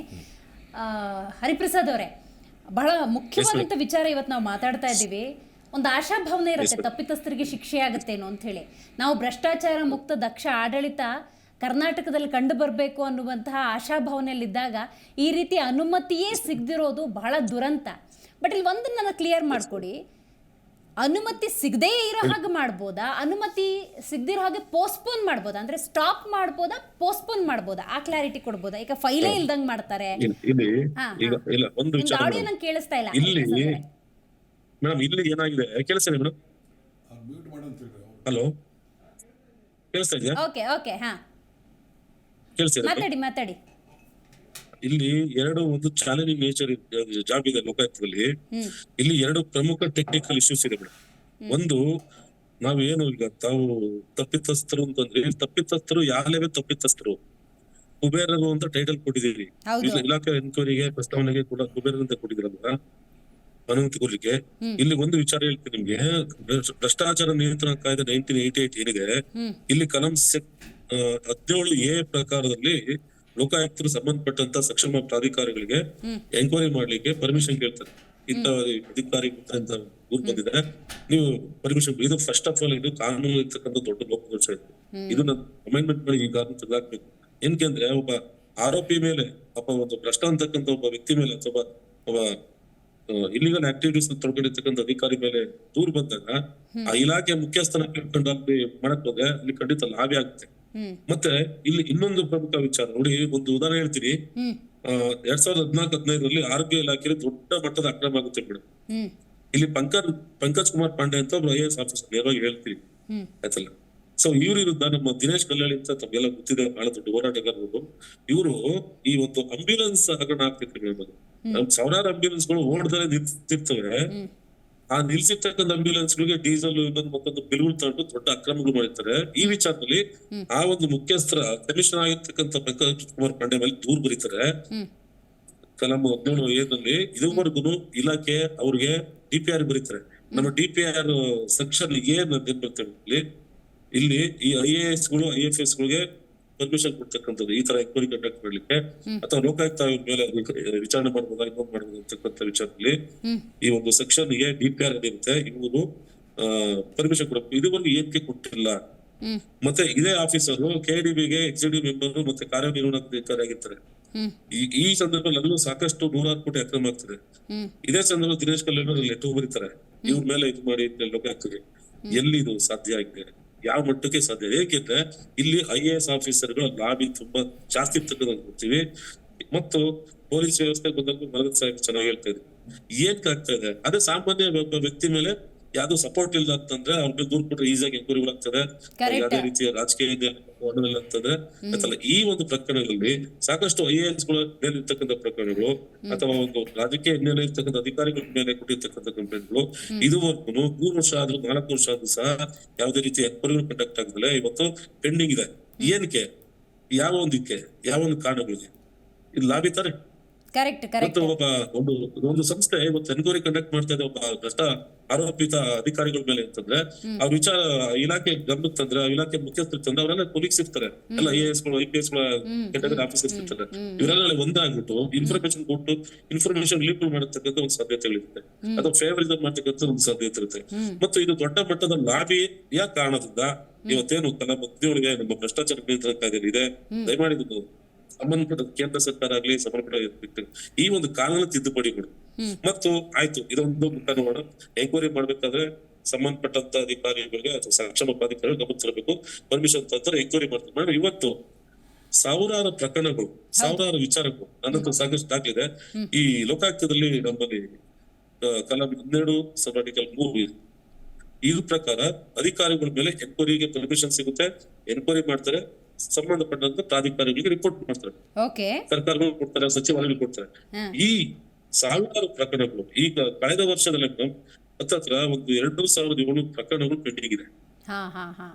ಸರ್ಕಾರಕ್ಕೆ ಇಂಥ ಅಧಿಕಾರಿ ಇಂಥ ಭ್ರಷ್ಟಾಚಾರ ಪ್ರಕರಣ ತೊಡಗಿದ್ದಾರೆ, ಇಂಥ ಅಕ್ರಮಗಳು ಮಾಡಿದ್ದಾರೆ, ಇಂಥ ಪಕ್ಷಪಾತ ಮಾಡಿದ್ದಾರೆ, ಇಂಥ ಒಂದು ಸರ್ಕಾರದ ಅಧಿಕಾರವನ್ನು ದುರ್ಬಳಕೆ ಮಾಡ್ಕೊಂಡು ಈ ವ್ಯಕ್ತಿ ಇಷ್ಟ ಮಾಡಿದ್ದಾರೆ ಅಂತ ಹೇಳ್ಬಿಟ್ಟು ಸರ್ಕಾರಕ್ಕೆ ಲೋಕಾಯುಕ್ತ 12(3) ಕಾಲಮಡಿಯಲ್ಲಿ ಎಷ್ಟೋ ಸಾವಿರ ವರದಿಗಳು ಕೊಟ್ಟಿದೆ. ಏನಕ್ಕೆ ಈ ಒಂದು ಕಾನ್ಸೆಪ್ಟ್ ಅಲ್ಲಿ ಸರ್ಕಾರ ಇನ್ನೂ ಇಲಾಖೆ ಅಧಿಕಾರಿಗಳನ್ನ ಹೆಚ್ಚಳವನ್ನು ಮಾಡಿಲ್ಲ? ರೈಟ್ ಮಾತಾಡ್ತೀನಿ ಹರಿಪ್ರಸಾದ್ ಅವರು, ಒಂದ್ ನಿಮಿಷ ಹಾಗೆ ಇರಿ, ಸಂಪರ್ಕದಲ್ಲಿರಿ. ಸೊ ನಿಜಕ್ಕೂ ಕೂಡ ಆತಂಕಕಾರಿ ಬೆಳವಣಿಗೆ ಇದು. ಯಾಕಂತ ಹೇಳಿದ್ರೆ ಒಂದು ಕಡೆ ರೇಡ್ ಆಗುತ್ತೆ, ಒಬ್ಬ ಸರ್ಕಾರಿ ಅಧಿಕಾರಿಯೋ ಮತ್ತು ಯಾವ ಅಧಿಕಾರಿಯ ಮೇಲೆ ರೇಡ್ ಆಗುತ್ತೆ ಅನ್ನೋದ್ರ ಅರ್ಥವೇ ಆತ ಅಕ್ರಮನೋ ಮತ್ತೇನೋ ಕೆಲಸ ಮಾಡಿದ್ದಾನೆ ಅನ್ನೋದರ ಆಧಾರದಲ್ಲೇ ಆ ಕ್ಲೂ ಇಟ್ಕೊಂಡೇ ಈ ರೀತಿಯ ರೇಡ್ಗಳು ನಡೀತವೆ. ಅಲ್ಲಿ ತನಿಖೆ ಮಾಡೋದಕ್ಕೆ ಅನುಮತಿ ಸಿಗೋದಿಲ್ಲ, ಅನುಮತಿಯನ್ನು ಪ್ರಾಧಿಕಾರ ಕೊಡೋದಿಲ್ಲ ಅಂತ ಹೇಳಿದ್ರೆ ಈ ಕುಬೇರರ ವಿಚಾರಣೆಗೆ ಸಲ್ಲಿಸಬೇಕಾದಂಥ ಚಾರ್ಜ್ ಶೀಟ್ಗೆ ಲೋಕಾಯುಕ್ತ ಅನುಮತಿ ಪತ್ರವನ್ನು ಬಹಳ ಸೌಜನ್ಯದಿಂದ ಬರೆದಿದೆ, ಅದಕ್ಕೆ ಬೇಕಾದಂಥ ರಿಪ್ಲೈ ಅನ್ನೋದು ಸಿಕ್ಕಿಲ್ಲ. ಬಟ್ ಇಲ್ಲಿ ಸಾಮಾಜಿಕ ಕಾರ್ಯಕರ್ತರಿರ್ಬೋದು ಅಥವಾ ಹೋರಾಟಗಾರರಿರ್ಬೋದು, ದೂರು ಸಲ್ಲಿಕೆ ಮಾಡಿದವರ ಶ್ರಮ ಕೂಡ ವ್ಯರ್ಥ ಆಗ್ತದೆ. ಆ ಆಯಾಮದಲ್ಲಿ ಆನಂದ್ ಅವರೇ ಹೇಳೋದಾದರೆ ಏನು ಹೇಳ್ತೀರಿ? ಸಾಮಾಜಿಕ ಕಾರ್ಯಕರ್ತರು ಅನ್ನೋರು ಒಂದಷ್ಟು ಮಾಹಿತಿಯನ್ನು ಕಲೆ ಹಾಕಿ ಅಥವಾ ಸಾಮಾಜಿಕ ಕಾರ್ಯಕರ್ತರನ್ನ ಭೇಟಿಯಾಗಿ ಒಂದಷ್ಟು ಜನ ನಮಗೂ ಅನ್ಯಾಯ ಆಗಿದೆ ಈ ಅಧಿಕಾರಿಯಿಂದ ಅಂತ ಬಂದಿರ್ತಾರೆ, ಆ ಮೂಲಕ ದೂರು ದಾಖಲಾಗಿರುತ್ತೆ, ಆ ಮೂಲಕ ರೇಡ್ ಆಗಿರುತ್ತೆ, ಒಂದಷ್ಟು ಕಡತಗಳು ಸಿಕ್ಕಿರ್ತವೆ. ಈ ವ್ಯಕ್ತಿ ಭ್ರಷ್ಟ ಅನ್ನೋದಕ್ಕೆ ಎಲ್ಲ ದಾಖಲೆ ಇದ್ರೂ ಅವ್ರಿಗೆ ಶಿಕ್ಷೆ ಆಗಲ್ಲ ಬಿಕಾಸ್ ಆಫ್ ಈ ಅನುಮತಿ ಅನ್ನೋದು. ಇಲ್ಲ, ಅನುಮತಿ ಈಗ ಇವರೇ ಹೇಳಿದಂಗೆ ಸುಬ್ರಹ್ಮಣ್ಯ ಸ್ವಾಮಿ ವರ್ಸಸ್ ಮನಮೋಹನ್ ಸಿಂಗ್ ಕೇಸಲ್ಲಿ 4 ತಿಂಗಳು ಒಳಗಡೆ ಕೊಡಲಿಲ್ಲ ಅಂತ ಹೇಳಿದ್ರೆ ಡೀಮ್ಡ್ ಅಂತ ಹೇಳ್ಬಿಟ್ಟು ಇವರು ಚಾರ್ಜ್ ಶೀಟ್ ಸಲ್ಲಿಸಿದ್ರೆ ಮ್ಯಾಜಿಸ್ಟ್ರೇಟ್ರು ಅಥವಾ ಯಾವುದೋ ನಮ್ಮ ಲೋಕಾಯುಕ್ತ ಕೋರ್ಟ್ ಏನಿದೆ ಸ್ಪೆಷಲ್ ಕೋರ್ಟು ಅವರು ಅದನ್ನು ಕಾಗ್ನಿಸೆನ್ಸ್ ತಗೊಳ್ಳೇಬೇಕಾಗತ್ತೆ. ಬಟ್ ಇವ್ರು ಆ ರೀತಿ ಹೋಗ್ತಾ ಇಲ್ಲ. ಇಲ್ಲಿ ಯಾರು ಇವ್ರು ಹೋಗಿದಾರೋ ಇಲ್ವೋ, ಅವ್ರು ತಗೊಂತಾ ಇಲ್ವೋ, ಇದು ಪ್ರಶ್ನೆ ಇದೆ. ಸೊ ಇದರ ವಿರುದ್ಧ ಹೋಗ್ಲಿಲ್ಲ ಅಥವಾ ಇವರು ಲೋಕಾಯುಕ್ತರು ಹೋಗ್ಲಿಲ್ಲ, ಅಲ್ಲ ಲೋಕಾಯುಕ್ತ ಪೊಲೀಸ್ ವಿಂಗ್ ಹೋಗ್ಲಿಲ್ಲ, ಅಥವಾ ಹೋಗಿ ಮ್ಯಾಜಿಸ್ಟ್ರೇಟ್ ಕಾಗ್ನಿಸೆನ್ಸ್ ತಗೊಳ್ಳಿಲ್ಲ ಅಂತ ಹೇಳಿದ್ರೆ ಕೋರ್ಟ್ ಮಾಡಿ ಹೈಕೋರ್ಟಲ್ಲಿ ಕ್ರಿಮಿನಲ್ ಕಂಟೆಂಪ್ಟ್ ಮೂವ್ ಮಾಡಬಹುದು. ಯಾರು ಬೇಕಾದ್ರೂ ಕಂಪ್ಲೇಂಟು ಮಾಡಬಹುದು, ಸಾರ್ವಜನಿಕರು ಮಾಡಬಹುದು. ಮೇಡಮ್ ಏನಾಗಿದೆ ಮೇಡಮ್, ಎಷ್ಟೋ ಪ್ರಕರಣಗಳಲ್ಲಿ ಇಲಾಖಾ ವಿಚಾರಣೆಗೆ ಅನುಮತಿ ಸಿಕ್ಕಿದೆ. ಎಷ್ಟೋ ಪ್ರಕರಣಗಳಲ್ಲಿ ಇದೇ ಲೋಕಾಯುಕ್ತ ಪೊಲೀಸ್ ವಿಂಗ್ ಪ್ರಕರಣ ದಾಖಲಿಸ್ತಲೇ ಎಫ್ಐಆರ್ ಮಾಡಿದ್ರೆ ಏನ್ ಇನ್ನು ಎಷ್ಟೋ ಸಾವಿರ ಪ್ರಕರಣ ಲೋಕಾಯುಕ್ತದಲ್ಲೂ ಸಾಕಷ್ಟು ಇದಿದೆ ಮಿಸ್ಟೇಕ್ಸ್ ಇದೆ. ಎಷ್ಟೋ ಪ್ರಕರಣಗಳಲ್ಲಿ ಅನುಮತಿ ಬಂದಿರೋ ಎಫ್ಐಆರ್ ಮಾಡಿಲ್ಲ. ಏನಕ್ಕೆ? ಲೋಕಾಯುಕ್ತ ಪೊಲೀಸರ ಕೆಲಸ ಏನು? ಎನ್ಕ್ವೈರಿ ಕಂಡಕ್ಟ್ ಆಯ್ತು, ಇನ್ಫಾರ್ಮೇಶನ್ ಬಂತು, ಕೇಸ್ ಪ್ರಕರಣ ದಾಖಲೆ ಮಾಡ್ಬೇಕು ಭ್ರಷ್ಟಾಚಾರ ನಿಯಂತ್ರಣ ಕಾಯ್ದೆಯಲ್ಲಿ, ಮತ್ತೆ ಅದಕ್ಕೆ ಸಂಬಂಧಪಟ್ಟ ಎಫ್ಐಆರ್ ಮಾಡಬೇಕು, ಫರ್ದರ್ ಪೊಲೀಸ್ ಏನಕ್ಕೆ ಇನ್ನು ಎಷ್ಟೋ ಪ್ರಕರಣಗಳು ಪೆಂಡಿಂಗ್ ಇಟ್ಕೊಂಡಿದ್ದಾರೆ. ಕಾನೂನು ಹೇಳಕ್ಕಿದೆ ಮೇಡಮ್. ಮಾತಾಡ್ತೀನಿ ಒಂದೇ ನಿಮಿಷ. ಮಾಲ್ಗತಿ ಸರ್, ಈಗ ಭ್ರಷ್ಟರಿಗೆ ಸಿಂಹ ಸ್ವಪ್ನ ಈ ಲೋಕಾಯುಕ್ತ ಇಲಾಖೆ ಅಂತ ಹೇಳ್ತಾರಲ್ಲ, ಈಗ ಒಂದು ಪತ್ರ ಬರೆದ್ಬಿಟ್ಟು ಅನುಮತಿಗಾಗಿ ವೆಯ್ಟ್ ಮಾಡದೆ ಪತ್ರ ಬರೆದಿದ್ದೀವಿ, ನಮಗೆ ಯಾವುದೇ ರೀತಿಯ ರೆಸ್ಪಾನ್ಸ್ ಪ್ರಾಪರಾಗಿ ಪ್ರಾಧಿಕಾರದ ಕಡೆಯಿಂದ ಬಂದಿಲ್ಲ, ಅಟ್ಲೀಸ್ಟ್ ಕೋರ್ಟ್ ಮೊರೆ ಹೋಗ್ಬಿಟ್ಟು ಅನುಮತಿ ತಗೊಳಕ್ಕೆ ಅವಕಾಶ ಇಲ್ವ ಈ ಕಾನೂನಲ್ಲಿ? ಕೋರ್ಟ್ ಅನುಮತಿ ಕೊಡೋದಿಲ್ಲ ನಿಮಗೆ. ಆಲ್ರೆಡಿ ಸುಪ್ರೀಂ ಕೋರ್ಟ್ ಜಡ್ಜ್ಮೆಂಟ್ ಇದೆ ಅಲ್ರಿ. ನಮ್ಮ ವಕೀಲರು ಹೇಳೋದಾಗೆ ಸುಪ್ರೀಂ ಕೋರ್ಟ್ ಜಡ್ಜ್ಮೆಂಟ್ ಇದೆ ಮನಮೋಹನ್ ಕೇಸ್ನಲ್ಲಿ. 4 ತಿಂಗಳ ವೇಟ್ ಮಾಡಬೇಕು, 4 ತಿಂಗಳಿಂದ ಕಾಯ್ದೆ ಇದ್ರೆ ಡೀಮ್ ಟು ಬಿ ಪರ್ಮಿಟೆಡ್ ಅಂತ ಚಾರ್ಜ್ ಶೀಟ್ ಮಾಡಬೇಕು ಅಂತ ಕಾನೂನು ಇದೆ. ಆದ್ರೆ ಈ ಲೋಕಾಯುಕ್ತರು ಏನ್ ನೋಟಿಸ್ ಕೊಡ್ತಾರೆ, ನಮ್ಮಲ್ಲಿ ಇಷ್ಟು ಕೇಸುಗಳು 156 ಕೇಸುಗಳು ಪೆಂಡಿಂಗ್ ಇದಾವೆ, ನಿಮ್ಮಲ್ಲಿಂದ ಪರವಾನಗಿ ಬಂದಿಲ್ಲ ಪ್ರಾಸಿಕ್ಯೂಟ್ ಮಾಡ್ಲಿಕ್ಕೆ, ಅದಕ್ಕೆ ನೀವು ಪರವಾನಗಿ ಕೊಡಬೇಕು ಅಂತ ಈ ಫಾರ್ಮಲ್ ಆಗಿ ಒಂದು ಲೆಟರ್ ಕಳಿಸ್ತಾರೆ. ಎಷ್ಟು ವರ್ಷದವರೆಗೂ ಈ ತರ ಲೆಟರ್ ಕಳಿಸಬಾರದು, ಈ ತರ ಲೆಟರ್ ಕಳಿಸೋದು ಅವಶ್ಯಕತೆ ಇಲ್ಲ. ಆ ಸುಪ್ರೀಂ ಕೋರ್ಟ್ ಜಜ್ಮೆಂಟ್ ಅನ್ನ ಕೋರ್ಟ್ ಮಾಡಬೇಕು ಲೆಟರ್ ಅಲ್ಲೇನೆ. ಈ so and so dated so and so case ನಲ್ಲಿ ಸುಪ್ರೀಂ ಕೋರ್ಟ್ ಅವರು ಈ ತರ ಜಜ್ಮೆಂಟ್ ಕೊಟ್ಟಿದ್ದಾರೆ. 4 ತಿಂಗಳಲ್ಲಿ ನೀವು ಪರ್ಮಿಷನ್ ಕೊಡದೇ ಇದ್ರೆ, ಒಂದ್ ನಿಮಿಷ ನಾನು ಬರ್ದೇ ಇದ್ರೆ ನಾವು ಚಾರ್ಜ್ ಶೀಟ್ ಮಾಡ್ಬೇಕು. ಅವ್ರಿಗೆ ಟೈಮಿಂಗ್ ಕೊಡ್ಬೇಕು. 4 ತಿಂಗಳವರೆಗೆ ನೀವು ಕೊಡದೇ ಇದ್ರೆ ನಾವು ಚಾರ್ಜ್ ಶೀಟ್ ಮಾಡ್ತೇವೆ ಅಂತ ತಿಳ್ಕೊಂಡು ಲೋಕಾಯುಕ್ತರು ನೋಟಿಸ್ ಕೊಡ್ಲಿ ಕನ್ಸರ್ನ್ ಚೀಫ್ ಸೆಕ್ರೆಟರಿಗೆ. ಬರೀ ಹೆಸರಿಗೆ ಸಿಂಹ ಸ್ವಪ್ನ ತರ ಮಾಡ್ಬೇಕಂಗೆ. ಇದು ಇಷ್ಟು ನೀವು 156 ಕೇಸುಗಳು ಪೆಂಡಿಂಗ್ ಇದಾವೆ. ನೀವು ಸುಪ್ರೀಂ ಕೋರ್ಟ್ ಜಡ್ಜ್ಮೆಂಟ್ ಪ್ರಕಾರ 4 ತಿಂಗಳಲ್ಲಿ ನೀವು ಪರವಾನಗಿ ಕೊಡದೇ ಇದ್ರೆ, ನಾವು ಬರದೇ ಇದ್ರೆ ನಾವು 4 ತಿಂಗಳ ನಂತರ ನಾವು ನಿಮ್ಮ ಪರವಾನಗಿ ಅವಶ್ಯಕತೆ ಇಲ್ಲದೆ ನಾವು ಚಾರ್ಜ್ ಶೀಟ್ ಮಾಡ್ತೇವೆ ಅಂತ ಅನ್ನೋದು, ನಾವು ಪ್ರಾಸಿಕ್ಯೂಟ್ ಮಾಡ್ತೇವೆ ಅಂತ ಅನ್ನೋದು ಅವರು ನೋಟಿಸ್ ಕೊಟ್ರೆ ಖಂಡಿತವಾಗಿ 4 ತಿಂಗಳಲ್ಲಿ ಅವ್ರು ಕೊಡ್ತಾರೆ. ಅದು ಇವ್ರಿಗೆ ಹಂಗೆ ಕೊಡೋದಿಲ್ಲ. ಅದು ತಪ್ಪಾಗೋದಿಲ್ವಾ ಕಾನೂನಿನ ಪ್ರಕಾರ? ತಪ್ಪಿಲ್ಲ. ಸೆಕ್ಷನ್ 19 ಪ್ರಕಾರ ಪಬ್ಲಿಕ್ ಸರ್ವೆಂಟ್ ಗೆ ಮೇಡಮ್ ಏನಾಗಿದೆ, ಒಂದ್ ನಿಮಿಷ ಮೇಡಮ್. ಏನಾಗಿದೆ ಮೇಡಮ್, ಇಲ್ಲೇನಾಗಿದೆ ಸಾಹೇಬ್ ಏನ್ ಹೇಳ್ತಾ ಇದಾರೆ, ಅದಕ್ಕೆ ನಾನು ಇನ್ನೊಂದು ವಿಚಾರ ಹೇಳ್ತೀವಿ. ಈಗ ಲೋಕಾಯುಕ್ತಕ್ಕೆ ಕೆಲವು ಹರ್ಡಲ್ಸ್ ಇದೆ ಮೇಡಮ್. ಉದಾಹರಣೆಗೆ ಏನಾಗಿದೆ, ಈಗ ಒಬ್ಬ ಅಧಿಕಾರಿ ಲೋಕಾಯುಕ್ತದಲ್ಲಿ ಏನೋ ಕೇಸ್ ದಾಖಲಾದ್ರೆ ಹೈಕೋರ್ಟ್ ಅಲ್ಲಿ ಮನವಿ ಹೋಗ್ತಾರೆ, ಲೋಕಾಯುಕ್ತನ ಪ್ರತಿವಾದಿಸ್ತಾ ನಿಲ್ಸ್ತಾರೆ. ಈಗ ಸುಪ್ರೀಂ ಕೋರ್ಟ್ ಸೈಟೇಷನ್ಸ್ ಆಗ್ಲಿ ಇನ್ನೊಂದಾಗ್ಲಿ ಅಂತ ಹೇಳ್ತಾರೆ. ಬಟ್ ಕಾನೂನುಗಳು ಆಯಾ ಒಂದು ಪ್ರಾದೇಶಿಕ ಹಂತದಲ್ಲಿ ಪ್ರತಿಯೊಬ್ಬ ಅಧಿಕಾರಿ ಕಳ್ಳಂಗೂ ಒಂದು ಕಾನೂನು ಇದೆ, ಪ್ರಾಮಾಣಿಕ ಒಂದು ಕಾನೂನು ಇದೆ, ಎಲ್ಲನೂ ಇದೆ. ಇಲ್ಲಿ ನಾನು ಹೇಳ್ತೀನಿ, ಕಳೆದ ವರ್ಷ ಮೇಡಮ್ 703 ಪ್ರಕರಣಗಳು KT ನಲ್ಲಿ ಪೆಂಡಿಂಗ್ ಇದೆ, ವಿಲೇವಾರಿ ಆಗ್ತದೆ. ಇವೆಲ್ಲ ಪ್ರಕರಣಗಳು KT ನಲ್ಲಿ ಮ್ಯಾಕ್ಸಿಮಮ್ ಇರ್ತಕ್ಕಂಥ ಪ್ರಕರಣಕ್ಕೂ ಅಡ್ಮಿನಿಸ್ಟ್ರೇಟಿವ್ ಟ್ರಿಬ್ಯುನಲ್ ಅಲ್ಲಿ ನಮ್ಮ ಲೋಕಾಯುಕ್ತ ಸಂಸ್ಥೆನ ಪ್ರತಿವಾದಿಯನ್ನಾಗಿ ನಿಲ್ಲಿಸಿ ಆಗಿರ್ತಕ್ಕಂಥ ಪ್ರಕರಣಗಳು. ಅಧಿಕಾರಿಗಳು ಎಷ್ಟು ಮಟ್ಟಿಗೆ ದುರ್ಬಳಕೆ ಮಾಡ್ಕೊಂತ ಇದಾರೆ ಅಂದ್ರೆ, ಕೇಸು KT ನಲ್ಲಿದೆ, ಹೈಕೋರ್ಟ್ ಅಲ್ಲಿ ಅಪೀಲ್ ಹಾಕೊಂಡಿದ್ದೀನಿ, ನನಗೆ ಪೋಸ್ಟಿಂಗ್ಸ್ ಕೊಡಿ, ನಾನು ಅದ್ ಮಾಡ್ತೀನಿ ಇಲ್ಲಿ ಮಾಡ್ತೀನಿ ಬೇಕಾದ ಕಡೆ. ಇವತ್ತು ಎಷ್ಟೋ ಜನ ಆಫೀಸರ್ ಪನಿಷ್ಮೆಂಟ್ ಆಗಿರೋದು ಸಹ ದೊಡ್ಡ ಪೋಸ್ಟಿಂಗ್ಗಳಿಗೆ ಒಳ್ಳೊಳ್ಳೆ ಪೋಸ್ಟಿಂಗ್ ಹೋಗಿ ಕುಂತಿದ್ದಾರೆ ಮೇಡಮ್. ಇದನ್ನ ಯಾರು ಪ್ರಶ್ನೆ ಮಾಡೋರು ಮೇಡಮ್. ಈಗ ಅದಕ್ಕೆ ರೈಟ್ ಗೊತ್ತಾಯ್ತು ನನಗೆ ಹರಿಪ್ರಸಾದ್ ಅವರೇ. ಅದಕ್ಕೆ ಪೂರಕವಾಗಿ ಇನ್ನೂ ಆಡ್ ಆನ್ ಅಂತ ಹೇಳಿದ್ರೆ, ಲೋಕಾಯುಕ್ತ ಒಂದಷ್ಟು ಟೈಮ್ ಫುಲ್ ಆಕ್ಟಿವ್ ಇರುತ್ತೆ, ಒಂದು ಟೈಮ್ ಇರೋದೇ ಇಲ್ಲ.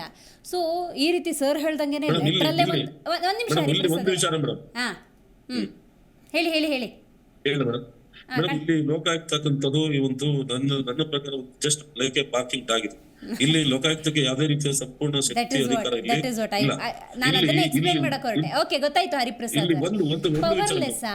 ಈಗ ಸರ್ ರೈಟ್ ಹರಿಪ್ರಸಾದ್ ಅವರೇ ಗೊತ್ತಾಯ್ತು, ನಿಮ್ ಪಾಯಿಂಟ್ ನನಗೆ ಅರ್ಥ ಆಯ್ತು. ಸಮ್ ಡಿಸ್ಟರ್ಬೆನ್ಸ್ ಇದೆ. ಸರ್ ಹೇಳ್ದಂಗೆನೆ ಒಂದು ಲೆಟ್ರಲ್ಲೇನೆ ಮೆನ್ಷನ್ ಮಾಡಿ, ಇಲ್ಲ ನೀವು ಅನುಮತಿ ಕೊಟ್ಟಿಲ್ಲ ಅಂದ್ರೆ ಚಾರ್ಜ್ ಶೀಟ್ ಹಾಕ್ತೀವಿ ಅನ್ನೋದು ಕಾನೂನಾತ್ಮಕವಾಗಿ ಲೋಕಾಯುಕ್ತಕ್ಕೇನು ತೊಂದರೆ ಆಗಲ್ವಾ? ಲೋಕಾಯುಕ್ತ ಅಷ್ಟು ಪವರ್ಲೆಸ್ ಅಂತ ಈಗ ಕ್ರಮಕ್ಕೆ ಮುಂದಾಗ್ಬೋದಲ್ಲ, ಯಾಕೆ ಮಾಡ್ತಾ ಇಲ್ಲ? ಇಲ್ಲ ಮೇಡಮ್, ನಾನು ಹೇಳ್ತೀನಿ ಕೇಳಿ, ಇದು ವೆರಿ ಗುಡ್ ಸಜೆಷನ್ ಸರ್ ಕೊಟ್ಟಿರೋಂಥದ್ದು, ಅದ್ಭುತವಾದಂಥ ಸಜೆಷನ್. ಸಾಮಾನ್ಯವಾಗಿ ನೀವು ಬರೀ ಒಂದು ಪೇಪರಲ್ಲಿ 4 ಲೈನನ್ನು ನೋಟಿಸನ್ನು ಕೊಟ್ಟು, ಈಗ ನಿಮಗೆ ನಾವು ಸೆಕ್ಷನ್ 19 ಚಾರ್ಜ್ ಶೀಟನ್ನು ಫೈಲ್ ಮಾಡಬೇಕು, ನೀವು ಕಾಂಪಿಟೆಂಟ್ ಅಥಾರಿಟಿ ಇದ್ದೀರಿ, ದಯವಿಟ್ಟು ನೀವು ಪರ್ಮಿಷನ್ ಕೊಡಿ ಅಂತ ನೀವು ರಿಕ್ವೆಸ್ಟ್ ಮೋಡಲ್ಲಿ ನಾವು ಹೋಗಬಾರ್ದು. ಸ್ಪೆಸಿಫಿಕಲಿ ಸುಪ್ರೀಂ ಕೋರ್ಟ್ ಜಡ್ಮೆಂಟ್ ಈ ಥರ ಹೇಳುತ್ತೆ, ಮತ್ತು ಆ ಜಡ್ಮೆಂಟ್ ಅನ್ನು ವೈಲೇಟ್ ಮಾಡಿದ್ರೆ ನಿಮಗೂ ಸಮಸ್ಯೆ ಆಗುತ್ತೆ, ಮತ್ತು 4 ತಿಂಗಳು ತಾವು ಕೊಟ್ಟಿಲ್ಲ ಅಂದ್ರೆ ಡೀಮ್ ಸ್ಯಾಂಕ್ಷನ್ ಅನ್ನು ತಗೊಂಡು ನಾವು ಚಾರ್ಜ್ ಶೀಟ್ ಅನ್ನ ಫೈಲ್ ಮಾಡ್ತೀವಿ ಅಂತ ಹೇಳಿ ಖಂಡಿತವಾಗ್ಲೂ ಸುಪ್ರೀಂ ಕೋರ್ಟ್ ಜಡ್ಮೆಂಟ್ ಅನ್ನ ಮೆನ್ಷನ್ ಮಾಡಿಕೊಟ್ರೆ ಮುಂದೊಂದು ದಿವಸ ಅದು ಕೋರ್ಟ್ ಮೆಟ್ಟಿಲಿಗೆ ಏರಿದ್ರು ಕೂಡ ಅದನ್ನ ಎಕ್ಸ್ಪ್ಲೈನ್ ಮಾಡಬಹುದು. ಹೌದು. ಆಮೇಲೆ ಲೆಟರ್ ಏನ್ ಹೇಳಿದ್ವಿ, ಲೋಕಾಯುಕ್ತ ಏನ್ ಹೇಳಿದ್ದಾರೆ, ಸುಪ್ರೀಂ ಕೋರ್ಟ್ ಪ್ರಕರಣದ ಪ್ರಕಾರ 4 ತಿಂಗಳು. What is wrong in that? ನಾವು ಯಾವುದೇ ಕೋರ್ಟ್ಗೆ ಎಲ್ಲೂ ಅಗೌರವ ತೋರಿಸ್ತಿಲ್ಲ, ಯಾವುದೇ ಜಡ್ಮೆಂಟ್ಗೆ ಅಗೌರವ ತೋರಿಸ್ತಿಲ್ಲ, ಮತ್ತು ಕಾನೂನಿನ ಅರಿವನ್ನು ಅವ್ರಿಗೆ ತೋರಿಸ್ತಾ ಇದೀವಿ. ನೀವು ಮರ್ತಿರ್ತೀರಿ, ಸುಪ್ರೀಂ ಕೋರ್ಟ್ ಈ ತರ ಹೇಳಿದೆ, ಇದು ಗೊತ್ತಿಲ್ವಾ ಹಂಗಾದ್ರೆ ಲೋಕಾಯುಕ್ತ? ಅದಕ್ಕೆ ಅದು ಮೆನ್ಷನ್ ಮಾಡೋಣ. ಅದು ಮೆನ್ಷನ್ ಮಾಡ್ರೆ ಇನ್ನ ಕೆಲವು ಮಲಗಿರುವಂತವ್ರು ಎಚ್ಚೆತ್ಕೋಬಹುದು. ಎಚ್ಚೆತ್ಕೊಂಡಾಗ 4 ತಿಂಗಳಲ್ಲಿ ಕಂಟೆಂಪ್ಟ್ ಆಫ್ ಕೋರ್ಟ್ ಆಕ್ಟ್ ಮಾಡಕ್ಕಾಗ್ತಿಲ್ಲ ಸರ್. ಸಂಬಂಧಪಟ್ಟವರು 4 ತಿಂಗಳ ಲೋಕಾಯುಕ್ತ ಸಂಸ್ಥೆ ಏನಿದೆಯೋ ಅದಕ್ಕೆ ಎಲ್ಲಾ ತರ ಅಧಿಕಾರ ಪವರ್ ಇದೆ. ಈಗ ನಮಗೆ ಪ್ರಿವೆನ್ಷನ್ ಆಫ್ ಕರಪ್ಷನ್ ಆಕ್ಟ್ ಅಲ್ಲಿ ಪೊಲೀಸ್ ವಿಂಗ್ ಬಂದ ನಂತರ ನಿಮ್ಗೆಲ್ಲ ಅಧಿಕಾರ ಇದೆ, ನೀವು ಬಳಸ್ಕೊಂಡಿದ್ರೆ ನಾನು ಏನ್ ಹೇಳ್ಬೇಕು ನಿಮಗೆ? Right, that is what madam, supreme court it applicable to everybody, Correct. Including Lokayukta. ಹೌದು, ಎಲ್ಲರಿಗೂ ಸುಪ್ರೀಮೇ ಅದು. ಖಂಡಿತ. ಅವ್ರು ಏನ್ ಜಜ್ಮೆಂಟ್ ಇದಾವೆ, ಬಟ್ ಎಷ್ಟು ಮಟ್ಟಿಗೆ ಪರಿಣಾಮಕಾರಿಯಾಗಿ ಸುಪ್ರೀಂ ಕೋರ್ಟ್ ನ ಕಾಯ್ದೆಗಳು ಅಥವಾ ಆದೇಶಗಳು ಜಾರಿ ಆಗ್ತದೆ, ಅಥವಾ ಜಾರಿ ಆಗದಿದ್ದಂತ ಸಂದರ್ಭದಲ್ಲಿ ಸುಪ್ರೀಂ ಕೋರ್ಟ್ ಆದೇಶವನ್ನ ಉಲ್ಲಂಘನೆ ಮಾಡಿರ್ತಕ್ಕಂಥ ವಿಚಾರ ಕಂಟೆಂಪ್ಟ್ ಆಕ್ಟ್ ಮಾಡ್ತಿಲ್ಲ. ಯಾರು affected party? For example madam, ಈಗ ಯಾರು ಮಾಡೋರು ಯಾರು ಮಾಡಬೇಕು? ಅಲ್ಲ, ಹರಿಪ್ರಸಾದ್ ಅವ್ರ ಅದನ್ನ ಪಾಲನೆ ಈಗ Lokayukta has to take the initiative ಅಲ್ವಾ? Why it is not taking? ಹೌದು ಮೇಡಮ್, ಅಷ್ಟು ಈಗ powerless ಲೋಕಾಯುಕ್ತ ಕೆಲಸ ಏನು ಮೇಡಮ್? Powerless ಅನ್ನೋದು ರೇಡ್ ಆದ್ರೂ ಯಾಕೆ ಖಂಡಿತ ಮಾಡಬೇಕು? ಮೇಡಮ್, ಏನ್ ಮೇಡಮ್, ಹೌದು ಮೇಡಮ್, ಈಗ Lokayukta it's works under the ನಮ್ಮ ಏನು ಭ್ರಷ್ಟಾಚಾರ ನಿಯಂತ್ರಣ ಕಾಯ್ದೆಯ ಅಶೋತ್ತರಗಳನ್ನ ಅದರ ಒಂದು ಮೂಲ ವಿಚಾರಗಳನ್ನ ಇಂಪ್ಲಿಮೆಂಟ್ ಮಾಡ್ತಕ್ಕಂತ ಒಂದು ದೊಡ್ಡ ಕೆಲಸ ಲೋಕಾಯುಕ್ತ ಸಂಸ್ಥೆ. ಆಯ್ತಲ್ಲ, ಈ ಕಾಯ್ದೆಗಳೇ ಸರಿಯಾಗಿ ಇಂಪ್ಲಿಮೆಂಟ್ ಮಾಡಕ್ಕಾಗ್ತಿಲ್ಲ, ಸುಪ್ರೀಂ ಕೋರ್ಟ್ ಆದೇಶಗಳಲ್ಲಿ ಇಂಪ್ಲಿಮೆಂಟ್ ಮಾಡ್ತಾರೆ. ಮಾಡಲೇಬೇಕು. ಮೇಬಿ ಈಗ ನೋಡಿ, ನಾನು ಹೇಳೋದೇನಂದ್ರೆ, ಜನಸಾಮಾನ್ಯರಲ್ಲಿ ಆ ಥರ ಒಂದು ಭಾವನೆ ಇರುತ್ತೆ, ಏನು ಮಾಡೋದಿಲ್ಲ ಹಾಗೆ ಅಂತ ಸಹಜ. ಬಟ್ ನಾವೆಲ್ಲ ಒಂದು ಕಾನೂನಾತ್ಮಕ ಕಾನೂನಿನ ಅಡಿನಲ್ಲಿ ಕೆಲಸ ಮಾಡೋದ್ರಿಂದ we have to follow the due process of law ಅಂತ ಹೇಳ್ತೀವಿ. ಕಾನೂನು ಪ್ರೊಸೀಜರ್ಗಳನ್ನ ಫಾಲೋ ಮಾಡಬೇಕು. ಪ್ರೊಸೀಜರ್ಗಳು ವೈಲೇಟ್ ಮಾಡಿದ್ರೆ ಆ ಗ್ರೌಂಡ್ ಮೇಲೆ ಹೈಕೋರ್ಟ್ ಅಲ್ಲಿ ಸ್ಟೇ ಸಿಗುತ್ತೆ, ಆರೋಪಿಗಳ ಅನುಕೂಲ ಆಗ್ತದೆ. ಹಾಗಾಗಿ ಲೋಕಾಯುಕ್ತ ಸಂಸ್ಥೆಗೆ ಎಲ್ಲ ಅಧಿಕಾರ ಇದೆ. ಈಗ ನಮ್ಮ ಜಸ್ಟಿಸ್ ಸಂತೋಷ್ ಹೆಗಡೆ ಅವರಿದ್ರು, ವೆಂಕಟಾಚಲಯ್ಯನವರಿದ್ರು, ಕೆಲಸ ಮಾಡಿಲ್ವಾ? ಈಗಿರೋ ಅಧಿಕಾರಿಗಳು ಅವ್ರು ಹೆಂಗ್ ಮಾಡಿದ್ರು ಹೇಳಿ? ಅಧಿಕಾರ ಇದೆ, ಕೆಲವು ಸರಿ ಬಳಸ್ಕೊಳ್ಳೋದಿಲ್ಲ. ಹೇಳ್ತೀನಿ ಸಾಹೇಬ್ರೆ, ಅವ್ರ ಸಂದರ್ಭದಲ್ಲೂ IAS ಆಫೀಸರ್ಸ್ IPS ಗಳ ಮೇಲೆ ಪರಿಣಾಮಕಾರಿ ಕೆಲಸ ಆಗಿಲ್ಲ, ಅಲ್ಲೂ ಸಹ ಲಾಬಿಗಳಾಗಿದೆ, ತಾವು ತಿಳ್ಕೊಳ್ಳಿ ಆಯ್ತಲ್ಲ. ದೊಡ್ಡ ಆಫೀಸರ್ಸ್ ಮೇಲೆ ಎನ್ಕ್ವೈರಿಗಳು ಹೋಗಿ ಡಿಪಾರ್ಟ್ಮೆಂಟ್ ಇಂದಲೇ ಬಂದಿಲ್ಲ, ಅವ್ರ ಡಿಪಾರ್ಟ್ಮೆಂಟ್ಗೂ ಫೋರ್ಸ್ ಮಾಡಿಲ್ಲ ಕೆಲವು ಸಂದರ್ಭದಲ್ಲಿ ಆಯ್ತಲ್ಲ. ಏನ್ 17A ಇದರಲ್ಲಿ ಡಿಪಾರ್ಟ್ಮೆಂಟ್ ಗೆ ಎನ್ಕ್ವೈರಿಗಳು ಕಳಿಸ್ತಾರೆ. ಅವ್ರ ಸಂದರ್ಭದಲ್ಲೂ ಭ್ರಷ್ಟಾಚಾರ ಸಂದರ್ಭದಲ್ಲೂ ಕೇಸ್ ನಾನು ಲಿಸ್ಟ್ ಕೊಡ್ತೀನಿ. ಸಂತೋಷ್ ಯಾರು ಅಧಿಕಾರದಂತ ಸಂದರ್ಭದಲ್ಲೂ ಸಹ ಏನು ಸರ್ಕಾರದಿಂದ ಪರ್ಮಿಷನ್ ಕೇಳಕ್ಕೆ ಲೆಟರ್ ಬರೀತಾರೆ ಲೋಕಾಯುಕ್ತರು, ಆ ಟೈಮಲ್ಲೂ ಅದು ಬಂದಿಲ್ಲ. IAS ಆಫೀಸರ್ಸ್ ಮೇಲೆ ಜನದ ಮೇಲೆ ರೈಡ್ ಮಾಡಿದ್ದಾರೆ ಆ ಸಂದರ್ಭದಲ್ಲಿ. ಇಲ್ಲ, ಏನೇ ಫೋರ್ಸ್ ಬಂದ್ರು it all depends upon boss. Lokayukta ಅವ್ರ ಮೇಲೆ ಡಿಪೆಂಡ್ ಆಗ್ತದೆ. ಹಾಗಿದ್ರೆ ಸಂತೋಷ್ ಹೆಗಡೆ ಅವ್ರು ಹೆಂಗ್ ಕೆಲಸ ಮಾಡಿದ್ರು, ವೆಂಕಟಾಚಲಯ್ಯನವರು ಹೆಂಗ್ ಕೆಲಸ ಮಾಡಿದ್ರು? ಅವ್ರು ಮಾಡ್ಲಿಲ್ವಾ? ಅವ್ರ ಕಾಲಕ್ಕೆ ಯಾಕೆ ಇಷ್ಟೊಂದು ಪೆಂಡಿಂಗ್ ಇರಲಿಲ್ಲ, 156 ಯಾಕಿರ್ಲಿಲ್ಲ? ಇದ್ರಲ್ಲಿ ಏನಿದೆ, ಅವ್ರು ಹೇಳೋದಾಗೆ ನಮ್ಮ IPS ಲಾಬಿ ಸ್ವಲ್ಪ ಸ್ಟ್ರಾಂಗ್ ಇದೆ, IAS ಲಾಬಿ ಸ್ವಲ್ಪ ಸ್ಟ್ರಾಂಗ್ ಇದೆ. ಅವ್ರು ಲಾಬಿಯಿಂದ ಪ್ರೆಷರ್ ತಂತಾರೆ. ಲೋಕಾಯುಕ್ತ ಕಾಯ್ದೆಗಳನ್ನೇ ಅವ್ರು ನೆಟ್ಟಗೆ ಜಾರಿ ಮಾಡ್ಕೊಳ್ದೆ ಇನ್ ಸುಪ್ರೀಂ ಕೋರ್ಟ್ ಆದೇಶ ಪರಿಪಾಲನೆ ಮಾಡಿ ಲೆಟರ್ ಬರೀತಾರೆ ಅಂದ್ರೆ ದೊಡ್ಡ ಕನಸು ಅಂತ ಮಾಡ್ಬೇಕು. ಮತ್ತೆ ಯಾಕೆ ಬಳಸ್ಕೋಬಾರ್ದು? ಯಾಕೆ ಈ ಪರ್ಮಿಷನ್ ವರ್ಷಗಟ್ಟಲೆ ಈ ಒಬ್ಬ IAS ಆಫೀಸರ್ 10 ವರ್ಷದಿಂದ ಪೆಂಡಿಂಗ್ ಇದೆ. ಲೋಕಾಯುಕ್ತದಲ್ಲಿ ಈಗ ಹೇಳಿ ಹರಿಪ್ರಸಾದ್ ಅವರೇ. ಮೇಡಮ್, ಲೋಕಾಯುಕ್ತದಲ್ಲಿ ಒಂದು ನಾನು ಪ್ರಶ್ನೆ ಮಾಡ್ತೀನಿ ಮೇಡಮ್. ಈಗ ಪಂಕಜ್ ಕುಮಾರ್ ಪಾಂಡೆ ಅಂತ ತಮ್ಮ ವಿಚಾರ ಎಷ್ಟು ಜನ ಗೊತ್ತಿದ್ರು. ನಾನು ಹೇಳ್ತೀನಿ, ಲೋಕಾಯುಕ್ತದಲ್ಲಿ ಏನ್ ದೂರು ದಾಖಲಾಗ್ತದೆ, ಇಂತ ದೂರುಗಳನ್ನ ಸಾರ್ವಜನಿಕಗೊಳಿಸ್ಬೇಕು, ಪಬ್ಲಿಕ್ ಗೊತ್ತಾಗ್ಬೇಕು, ಸೀಕ್ರೆಟ್ ಆಗಿ ಇಡಬಾರ್ದವನ್ನೆಲ್ಲ. ಈ ಸಿದ್ದರಾಮಯ್ಯ ಮೇಲೆ ಒಂದು ಟೈಮ್ ಅಲ್ಲಿ 50 ಪ್ರಕರಣ ಬಾಕಿ ಇತ್ತು, ಒಂದು ಟೈಮ್ ಅಲ್ಲಿ. ಈಗೇನ್ CM ಇದಾರೆ ಟೈಮ್ ಅಲ್ಲಿ, ಅಥವಾ ಬೇರೆ ಬೇರೆ ರಾಜಕಾರಣಿಗಳ ಮೇಲೆ ಇವನ್ನೆಲ್ಲ ಸಾರ್ವಜನಿಕಗೊಳಿಸಿದಂತ ಸಂದರ್ಭದಲ್ಲಿ ಜನಗಳು ಪ್ರಶ್ನೆ ಮಾಡ್ತಾರೆ, ಮಾಧ್ಯಮಗಳು ಪ್ರಶ್ನೆ ಮಾಡ್ತಾರೆ, ಸಾರ್ವಜನಿಕರು ಪ್ರಶ್ನೆ ಮಾಡ್ತಾರೆ. ಆಮೇಲೆ ಇಂತ ಆಫೀಸರ್ ಇದು ಯಾಕೆ ಮಾಡಿದ ಹೇಳ್ಬೇಕು. ಈ ಸಾರ್ವಜನಿಕ ಯಾವಾಗ ಬಳಸಲ್ಲ, ಯಾವಾಗ ಇದನ್ನ ಜನಗಳಿಗೆ ಈ ಎಲ್ಲ ಕಂಪ್ಲೇಂಟ್ ಆಯ್ತು, ಕಂಪ್ಲೀಟ್ ಟ್ರಾನ್ಸ್ಪರೆನ್ಸಿ ಮೇಂಟೈನ್ ಮಾಡಿದಾಗ ಜನಗಳು ಪ್ರಶ್ನೆ ಮಾಡಕ್ ಸ್ಟಾರ್ಟ್ ಮಾಡ್ತಾರೆ. ಲೋಕಾಯುಕ್ತ ಕಂಪ್ಲೇಂಟ್ ಬಂತು, ಫೈಲ್ ತಗೊಂಡು ಓಡಾಡ್ಕೊಂಡು ಇಟ್ಬಿಡು, ಇದು ಪ್ರಶ್ನೆ ಇಲ್ಲ ಮೇಡಮ್. ಎಲ್ಲಾ ಕಂಪ್ಲೇಂಟ್ಗಳು ಯಾರು ಎಸ್ಪೆಷಲಿ AS ಆಫೀಸರ್ ಸಂದರ್ಭದಲ್ಲಿ ಸಾರ್ವಜನಿಕ ಬಳಸಿ ಸರ್ಕಾರ ಜನಗಳು ಕೇಳಂತ ವ್ಯವಸ್ಥೆ ಮಾಡಬೇಕು. ಬೆಳಗ್ಗೆ ಕೇಳಬೇಕು, ಇಂಥ ಸಮಯ ಇಂಥ ಎಲ್ಲರ ಮೇಲೆ ಮಾಡ್ತಿರಲ್ಲ ಲೋಕಾಯುಕ್ತರೆ, ಈ IAS ಬಗ್ಗೆ ಏನ್ ಮಾಡ್ತಿದ್ರಿ ಅಂತ ಜನಗಳಿಗೆ ಶಕ್ತಿ ಕೊಡ್ಬೇಕು ನೀವು. ಒಂದು ಅರ್ಥ ಮಾಡ್ಕೊಬೇಕು ಮೇಡಮ್ ನಾವು. ಲೋಕಾಯುಕ್ತ ಸಂಸ್ಥೆ ಕರಪ್ಷನ್ ಅನ್ನ ಕಂಟ್ರೋಲ್ ಮಾಡಲಿಕ್ಕೆ, ಕರಪ್ಷನ್ ಅನ್ನ ಮಟ್ಟ ಹಾಕಲಿಕ್ಕೆ ಸೃಷ್ಟಿ ಮಾಡಿರುವಂತ ಇಂಡಿಪೆಂಡೆಂಟ್ ಆರ್ಗನೈಸೇಷನ್. ಕರೆಕ್ಟ್. ಅವ್ರು ಒಳ್ಳೆ ಅದ್ಭುತವಾದಂಥ ಅಧಿಕಾರ ಇದೆ, ಸ್ವಾಯತ್ತತೆ ಇದೆ, ಅದ್ಭುತವಾದಂಥ ಅವಕಾಶ ಇದೆ. ಹಾಗಂತ ಅಲ್ಲಿ ದಾಖಲಾಗೋ ಎಲ್ಲ ದೂರುಗಳು ಕೂಡ ಜೆನ್ಯೂನ್ ಅಂತ ಕೂಡ ನಾವು ಹೇಳೋಕ್ಕಾಗಲ್ಲ. ಕೆಲವು ಹೊಟ್ಟೆ ಕಿಚ್ಚಕ್ಕೆ ಫೈಲ್ ಮಾಡ್ತಾರೆ. ಈಗ ಫಾರ್ ಎಕ್ಸಾಂಪಲ್ ಸಿದ್ದರಾಮಯ್ಯನವರ ಹೆಸರನ್ನು ಹೇಳಿದ್ರು, ನಮ್ಮ ಸ್ನೇಹಿತರು ಹರಿಪ್ರಸಾದ್ ಅವರು ಹೇಳಿದ್ರು 50 ಪ್ರಕರಣಗಳನ್ನು ದಾಖಲು ಮಾಡಿದ್ರು. 50 ಕೆಲವು ಸರಿ ಎದುರಾಳಿಗಳು, ಪೊಲಿಟಿಕಲ್ ಅಪೋನೆಂಟ್ಸ್ ಒಂದು 20-25 ಬರೀ ಸುಳ್ಳೆ ಹಾಕಿರ್ತಾರೆ ನಿಮ್ಮ ಮೇಲೆ. ದಟ್ ನೀಡ್ಸ್ ಅನ್ ಇನ್ವೆಸ್ಟಿಗೇಷನ್ ಅಲ್ಲ. ಅಲ್ಲ, ಜನರಿಗೆ ಅದು ಗೊತ್ತಾಗೋದಿಲ್ವಾ? ಈಗ ನಾವು ಫಾರ್ ಎಕ್ಸಾಂಪಲ್ ಯಾವುದು ಜಳ್ಳು ಯಾವುದು ನಿಜ ಅನ್ನೋದು ಅದು ತನಿಖೆಗೆ ಮೇಡಮ್, ತನಿಖೆಗೆ ಸಮಯ ಬೇಕು. ಈಗ ಒಂದು ನಿಮಿಷ ಹರಿಪ್ರಸಾದ್, ಒಂದು ನಿಮಿಷ ಪ್ಲೀಸ್ ಒಂದು ನಿಮಿಷ ಮಾತಾಡಕ್ ಬಿಡಿ, ದಯವಿಟ್ಟು ಬಿಡಿ. ಒಂದು ನಿಮಿಷ. ಏನಂದ್ರೆ ತನಿಖೆಗೆ ಸಮಯ ಬೇಕಲ್ಲ. ಒಬ್ಬ ವ್ಯಕ್ತಿ ನೋಡಿ, ಒಂದು ಒಳ್ಳೆ ಜಜ್ಮೆಂಟ್ ಅಲ್ಲಿ ಸುಪ್ರೀಂ ಕೋರ್ಟ್ ಒಂದು ಒಳ್ಳೆ ಜಜ್ಮೆಂಟ್ ಅನ್ನು ಕೋಟ್ ಮಾಡಿ ಹೇಳುತ್ತೆ, ಒಬ್ಬ ವ್ಯಕ್ತಿ 20 ವರ್ಷ 25 ವರ್ಷ ಸುದೀರ್ಘವಾಗಿ ಜೀವನವನ್ನು ಮಾಡಿ ಪಬ್ಲಿಕ್ ಸರ್ವೆಂಟ್ ಆಗಿ, ಪೊಲಿಟಿಷಿಯನ್ ಆಗಿ, ಅಧಿಕಾರಿಯಾಗಿ ತನ್ನ ಒಂದು ಒಳ್ಳೆ ಹೆಸರನ್ನು ಸಂಪಾದನೆ ಮಾಡಿರ್ತಾನೆ. ಆ ಒಂದು ಅಷ್ಟು 20 ವರ್ಷದ ತನ್ನ ಶ್ರಮನ ಹಾಳು ಮಾಡ್ಲಿಕ್ಕೆ ಒಂದು ಕೇಸ್ ಸಾಕು. Got it. ನಾಳೆ ರಸ್ತೆನಲ್ಲಿ ಎಲ್ಲರೂ ಮಾತಾಡ್ಲಿಕ್ಕೆ ಶುರು ಮಾಡ್ತಾರೆ. That takes time. ಹಾಗಾಗಿ ಯಾವುದೇ ವ್ಯಕ್ತಿ ಒಂದು ನಿಮಿಷ ಹರಿಪ್ರಸಾದ್, ಒಂದು ನಿಮಿಷ ಪ್ಲೀಸ್. ಹರಿಪ್ರಸಾದ್ ಅವರೇ, ಒಂದು ನಿಮಿಷ ಕಂಪ್ಲೀಟ್ ಆದ್ಮೇಲೆ ಮಾತಾಡಿ. ಹಂಗಾಗಿ ಯಾವುದೇ ವ್ಯಕ್ತಿಯ ಚಾರಿತ್ರ್ಯ ವಧೆ ಮಾಡುವಂತ ಅಧಿಕಾರ ಯಾರಿಗೂ ಇಲ್ಲ. ಈಗ ಸುಳ್ಳು ಪ್ರಕರಣಗಳಿಗೆ ಇದೊಂದು ಒಳ್ಳೆ ದೊಡ್ಡ ಅದೊಂದು ಇನ್ಸ್ಟಿಟ್ಯೂಷನ್ ತರ ಆಗ್ಬಿಟ್ಟಿದೆ. ಅನೇಕರು ಏನ್ ಮಾಡ್ತಾರೆ, ಕೆಲವು ಸರಿ RTA ಕಾರ್ಯಕರ್ತರು ಅಂತ ಬರ್ತಾರೆ, ಇಲ್ಲ ಹ್ಯೂಮನ್ ರೈಟ್ಸ್ ಆರ್ಗನೈಸೇಷನ್ಸ್ ಇಂದ ಬಂದಿದೀವಿ ಅಂತಾರೆ, ಇಲ್ಲ ಅಪೋಸಿಟ್ ಪಾರ್ಟಿನವರು ಬೇಕು ಅಂತ ಎತ್ಕಡ್ತಾರೆ. ಒಳ್ಳೆ ಅಧಿಕಾರಿ ಇದ್ದಾರೆ, IPS ಆಫೀಸರ್ ಇದ್ದಾರೆ, ಚೆನ್ನಾಗಿ ಕೆಲಸ ಮಾಡ್ತಾ ಇದ್ದಾರೆ, ಒಳ್ಳೆ ಹೆಸರು ಮಾಡ್ತಾ ಇದ್ದಾರೆ, ಅವ್ರಿಗೆ ಇದ್ದವ್ರು ಬೇಕು ಅಂತ ನಾಲ್ಕು ಸುಳ್ಳು ಅಲಿಗೇಷನ್ ಕಳಿಸ್ತಾರೆ. ನಮ್ಮನ್ನ ಹಿಂಗ್ ಬೈದ್ರು, ನಮ್ಮ ಮೇಲೆ ಈ ತರ ದೌರ್ಜನ್ಯ ಮಾಡಿದ್ರು, ಸುಳ್ಳು FIR ಹಾಕ್ಸಿದ್ರು ಅಂತ. ಸರ್, ಈಗ ಒಂದು ಕ್ಲಾಸ್ ರೂಮ್ ಅಂತ ಅನ್ಕೊಂಡ್ರು, ಒಬ್ರ ಮೇಲೆ ಟೀಚರ್ ಹತ್ರ ಚಾಡಿ ಹೇಳಕ್ ಹೋದ್ರು ಅಂತಾನೆ ಇಟ್ಕೊಳ್ಳೋಣ, ಅಥವಾ ದೂರ ಕೊಡಕ್ ಹೋದಾಗ್ಲೇನೆ ಅಲ್ಲಿರೋ ಅದರ್ ಸ್ಟೂಡೆಂಟ್ಸ್ ಗೆ ಗೊತ್ತಾಗುತ್ತೆ ಇದು genuine complaint which is not genuine ಅನ್ನೋದು. ಅದು ಕ್ಲಾಸ್ ರೂಮ್ ಅಲ್ಲಿ ಅಲ್ಲಲ್ಲ, ಜಸ್ಟ್ ನಾನೊಂದು ಪ್ರಾಥಮಿಕ ಹಂತದಲ್ಲಿ ನಾನೊಂದು ಜಸ್ಟ್ ಅದೊಂದು ಸುಮ್ಮನೆ ಎಕ್ಸಾಂಪಲ್ ರೀತಿ. ಹಂಗೇನೆ ಸಿದ್ದರಾಮಯ್ಯನವರೋ, ಯಡಿಯೂರಪ್ಪನವರೋ, ಅಥವಾ ಮತ್ಯಾವುದೋ ಪೊಲಿಟಿಷಿಯನೋ, ಮತ್ಯಾವುದೋ ಅಧಿಕಾರಿನೋ ಅವ್ರ ಮೇಲೆ ಒಂದು ಕಂಪ್ಲೇಂಟ್ ಅನ್ನು ಕೊಡೋರಿಗೆ, ಜನಸಾಮಾನ್ಯರಿಗೆ ಇದರಲ್ಲಿ ನಿಜವಾದ ದೂರ ಯಾವುದು, ನಿಜವಾದ ದೂರ ಅಲ್ಲದೆ ಇರೋದು ಯಾವುದು ಅಂತ ಜಡ್ಜ್ ಮಾಡೋ ಕೆಪಾಸಿಟಿ ಇಲ್ಲ ಅಂತ. You have to understand the technicalities. ಹೆಂಗಾಗುತ್ತೆ, ಈಗ ಸಿದ್ದರಾಮಯ್ಯನವರು ಮುಖ್ಯಮಂತ್ರಿ ಇರ್ತಾರೆ, ಅವರು 150 ಫೈಲ್ ಎವ್ರಿ ಡೇ ಪಾಸ್ ಮಾಡ್ತಾ ಇರ್ತಾರೆ, ಫೈಲ್ ಮಾಡ್ತಾರೆ. ಜನಗಳ ಪಬ್ಲಿಕ್ ಇಂಟ್ರೆಸ್ಟ್ ಎಷ್ಟೋ ಪಾಲಿಸಿಗಳಿಗೆ ಸ್ಯಾಂಕ್ಷನ್ ಕೊಡ್ತಿರ್ತಾರೆ, ಎಷ್ಟೋ ಪಬ್ಲಿಕ್ ಪ್ರೋಗ್ರಾಮ್ಸ್ಗಳಿಗೆ ಸ್ಯಾಂಕ್ಷನ್ ಕೊಟ್ಟಿರ್ತಾರೆ. ಅದ್ರಲ್ಲಿ 4-5 ಪ್ರೋಗ್ರಾಮ್ ತಗೊಂಡ್ಬಂದ್ಬಿಟ್ಟು ಇದ್ರಲ್ಲಿ ಕರಪ್ಷನ್ ಆಗಿದೆ ಅಂದ್ರೆ ಮೇಲ್ನೋಟಕ್ಕೆ ಹೆಂಗ್ ಗೊತ್ತು ನಿಮ್ ಕರಪ್ಷನ್ ಆಗಿದೆ ಅದು ಅಂತ? ನೀವು ಆಫೀಸರ್ಗಳನ್ನ ಸಂಬಂಧ ಮಾಡಬೇಕು, ಫೈಲ್ಗಳನ್ನ ತರಿಸಬೇಕು. ಎರಡು ರೀತಿ ತನಿಖೆ ಗೊತ್ತಾಗತ್ತಲ್ಲ, ಸಾಚಂತ ಆಮೇಲೆ ಗೊತ್ತಾಗ್ಲಿ ಬಿಡಿ. ಇನ್ನೊಂದ್ಸತಿ ಹೇಳ್ಬಿಡಿ, ಒಂದೇ ಸೆಕೆಂಡ್ ಅವ್ರು ತಗೊಂಡ್ಬಿಡ್ತೀನಿ, ಅವಾಗ ನೀವು ಉತ್ತರ ಕೊಡ್ಬೋದು. ಹರಿಪ್ರಸಾದ್ ಅವರು ಹೇಳಿ. ಮೇಡಮ್, ಈಗ ಯಾವುದೇ ಪ್ರಕರಣಗಳು ಕಂಪ್ಲೇಂಟ್ ಆಗಿದ ತಕ್ಷಣ ಚಾರಿತ್ರ್ಯವೇ ಆಗಲ್ಲ ಮೇಡಮ್. ದೂರ ದಾಖಲಾಗ್ತಕ್ಕಂಥದ್ದು